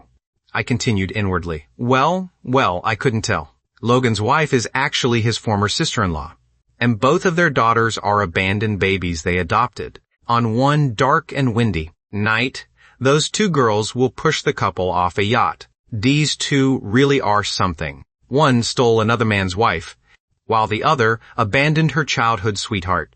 They thought they were doing a good deed by adopting those children, but it turned into a twisted fate instead. Hearing that, Logan froze instantly, then exploded in rage. Ethan, what nonsense are you talking about, Bull? You actuate, but anything related to the inner thoughts was completely muted, and he couldn't say another word. The other 20-plus people in the room were all stunned. Vice President Lee lost it. Could it be that Ethan hit the truth? This real heir of the Miller family is really capable. Maybe he truly is that mystical master people online are talking about. In just a few moments, none of them dared look down on me the way they had before. I frowned at Logan. Fat old man. What do you mean? What did I say? Instead of going crazy here, you'd be better off going home to take a look. Those 2 ungrateful daughters of yours have secretly brought their biological parents over while you and your wife were away. And they're currently discussing how to drug the 2 of you. Logan's eyes widened in shock. Deep down, he didn't believe it. But if Ethan was telling the truth, he didn't dare imagine what would happen next. He hurriedly stood up. Ms. Miller, my house is on fire. I need to go check. Before he'd even finished speaking, he turned and ran. But when he reached the door, his legs went weak, and he dropped straight to his knees. Just then, Brandon opened the door and saw the scene. Vice President Lee, you don't need to give me such a grand salute. I can't accept something like that. Come on, let me help you up. Brandon thought Logan was kneeling to him, and felt incredibly smug inside. He even secretly glanced at me. So, what if you're the real heir? Half the executives in this conference room are already my people. I barely managed to hold it in on the surface, but inside, I was already laughing like crazy. This is killing me. Logan has bad knees, and sometimes they randomly give out and make him kneel. Yet the fake heir thinks the old guy is kneeling to him. Look how smug he is. But Logan will probably never know until the day he dies that those 2 ungrateful daughters were able to find their biological parents and even set this whole thing up because the fake heir secretly arranged it behind the scenes. What? Logan heard that. and immediately kicked Brandon to the floor. You fake bastard. You're vicious as hell. I'll beat you to death. On the first day after returning to the wealthy family, the entire family heard the system assigning you a mission. Next, your biological parents will take you home. You'll be the real heir for only a few hours. Then the fake heir will scheme against you and make the Miller family believe you're a jinx. 1 year later, you'll be thrown out of the Miller family and eventually die miserably on the streets. After hearing what was supposed to happen next, he sucked in a cold breath. What the hell? Did I transmigrate here just to get tortured and die? But you didn't notice that Richard beside you was already trembling all over and nearly collapsed to the floor. The son he'd only just managed to find was going to die 1 year later. It was all because of Brandon's schemes? No way. If that was really true, then Brandon would be the one getting kicked out of the Miller family. At that moment, Logan had completely lost his mind. He'd worked himself to the bone for Brandon for so many years. Yet Brandon had secretly been plotting against him. The more he thought about it, the angrier he became, and he viciously kicked Brandon 3 more times. But when he remembered what was happening at home, he didn't dare waste any more time and hurriedly left. Brandon looked completely confused. I didn't even do anything. I walked in and immediately got beaten by Logan. Before I could even figure out why, he ran away. He looked at Victoria pitifully. Victoria! Logan, he's gone crazy. Why did he hit me? Victoria sat beside me, keeping Vanessa's warning firmly in mind. Don't leave Ethan's side. Otherwise, that strange force will control you again. She shouted toward the outside. Where are the security guards? Take Brandon to the hospital. Why is the fake heir even here at a time like this? He's getting in the way. Hearing that, Brandon suddenly jumped up and instantly switched to a smiling expression. Victoria, actually, I'm fine. I don't need to go to the hospital since Ethan is here. I want to stay here too. I came to learn from him. I think you're the one who should return to the hospital. After all, you're injured so badly. Hearing that, Victoria gritted her teeth in hatred. The fake heir is definitely doing this on purpose, exposing my wounds in front of so many people. I looked at Brandon indifferently. Since you're already here, just sit wherever you want. But inside, I sneered. Fake heir. If you don't want to leave, then stay. The show will be much more interesting with him here. Victoria heard my thoughts and immediately gave up on forcing Brandon out. Then she continued, as I already said, starting today, Ethan will serve as president of Summer Entertainment. Does anyone have any objections? The moment those words fell, Brandon, standing nearby, froze and hurriedly said, Victoria, what did you say? You're making Ethan the president of Summer Entertainment. He was genuinely stunned. Victoria had previously promised to hand Summer Entertainment over to him, yet he'd only been gone for 1 night, and now the company already had a new owner. Victoria looked impatiently at Brandon. You heard me clearly. Stop pretending you don't understand. I'm the company's president. Giving the company to my biological little brother was going to happen sooner or later. What's so surprising about that? Everyone in the conference room sucked in a cold breath, and shock covered every face. Maria Miller, president of Summer Entertainment, had spent all these years practically 1 step away from putting it in writing that the company would eventually be handed to Brandon. Because of that, among these executives, half of the old foxes had already switched sides early and treated Brandon like the company's crown prince. But who could have expected a real heir to suddenly appear in the Miller family? And Victoria to immediately change her mind? Brandon felt as if he'd been struck by lightning. Ethan really has some tricks. He actually manipulated Victoria into scolding me harshly in front of so many people, and even handing Summer Entertainment, which was supposed to be mine, over to him. What exactly did he do? Still holding on to a shred of hope, Brandon hurriedly started acting pitiful again. Victoria, I don't object to giving the company to Ethan. It's just enough. Victoria directly cut him off without giving him any chance to continue. Since you don't object either, then let's vote by a show of hands. As she spoke, her gaze swept across everyone present. She just heard my thoughts and knew there were definitely Brandon's loyalists among them. A show of hands vote would reveal exactly who those people were.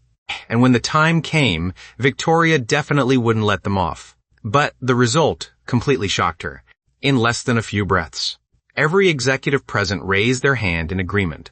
I was enjoying the gossip from the system and had been planning to drag out a few people as examples, but unexpectedly, every single one of them agreed. I leaned back in my chair and revealed the smile of a winner. These guys are pretty good at reading the room. Fine, I'll let them off this time. The executives present heard my thoughts, and all secretly breathed a sigh of relief. That was close. Just a little more, and our careers would have been finished. Thank goodness we can hear Ethan's thoughts. Otherwise, we'd be screwed. Victoria finally came back to her senses and nodded in satisfaction. Looks like everyone here has pretty good judgment. Since that's the case, let's applaud and welcome our new president. Ethan, I stood up properly and gave everyone a slight nod, looking exactly like a leader inspecting his subordinates and showing his approval and encouragement. Brandon watched everything with fury burning inside him. These people really know how to switch sides with the wind. They used to flatter me like I was the crown prince and got so many benefits from me. Now Ethan has only just come back, and Victoria merely said a few nice things about him. Yet every one of them immediately ran to that bastard's side. Damn it, summer entertainment is mine. Although Brandon was furious inside, he still forced out a smile, uglier than crying. Congratulations, Ethan. It's just that summer entertainment has been a little tight on funds lately. So many projects can't move forward. You only just took over the company, so you might have trouble handling everything. If you need help, I can help you solve the problems. Oh, right. I forgot to mention that I'm a vice president at Summer Entertainment.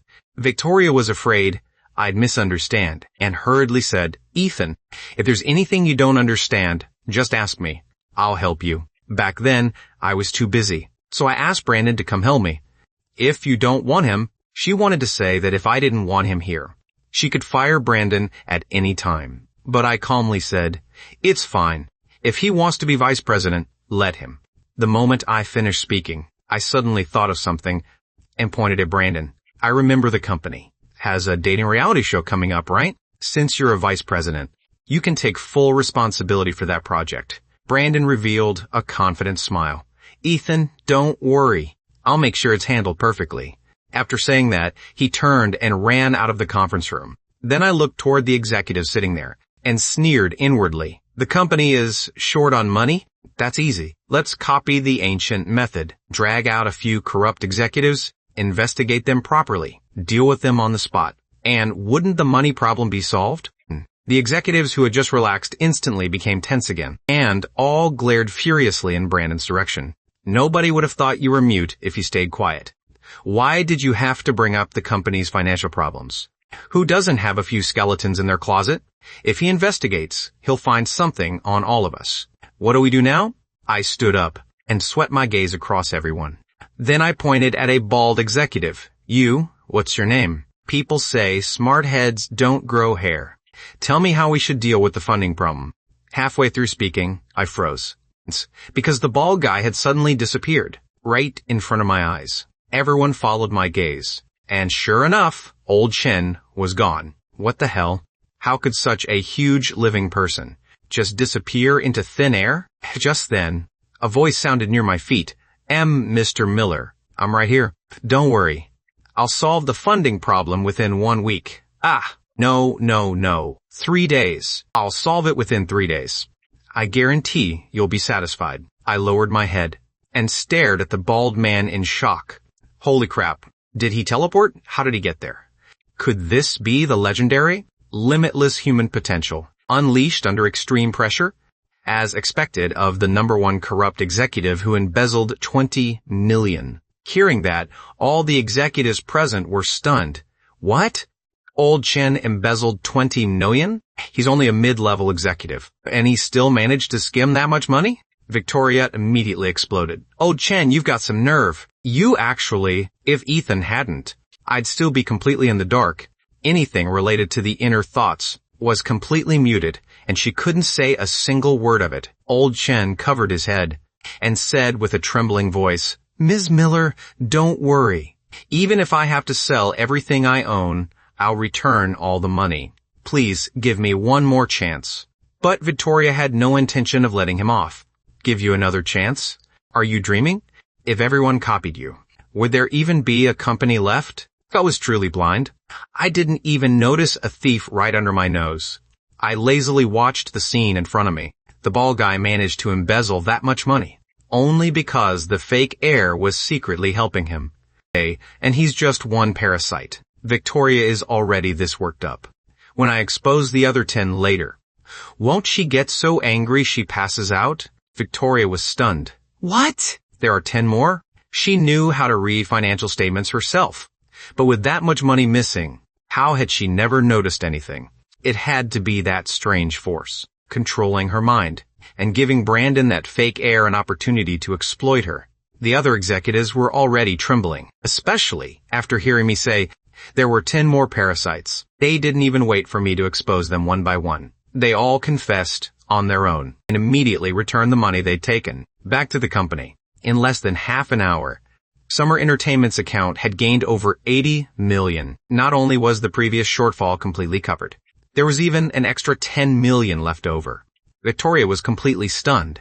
This can happen too? She'd worked in business for so many years and had seen plenty of bad debts and unpaid accounts. She'd even seen partner companies completely hollowed out by corrupt employees.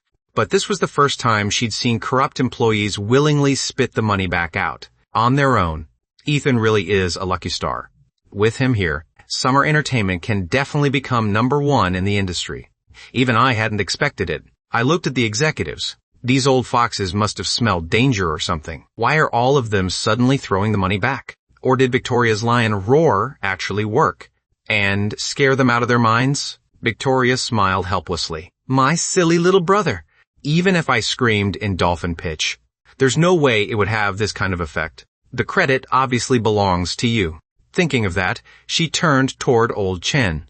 Since you voluntarily returned the money, I won't pursue further responsibility. Now get out of here. Everyone else, meeting dismissed. Ethan didn't say to fire the others, which meant those people still had some value. Better to leave them for him to use. Just then, Brandon ran back in again. Ethan, I've already arranged the dating show project, but we're currently missing one male guest. And the company doesn't have anyone suitable. I was thinking, could you help us out, Ethan? Before I could say anything, Victoria immediately became angry. Brandon, what nonsense are you talking about? Ethan only just came to the company. He doesn't even know the situation here yet. We still have so many newcomers. Just arrange a few of them to go instead.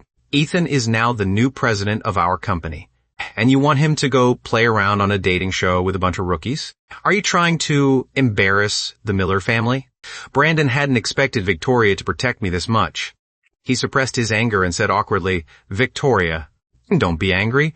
And, I didn't mean anything bad. But the company is short on funds right now. Sending those newcomers onto the dating show would cost a lot of money to arrange.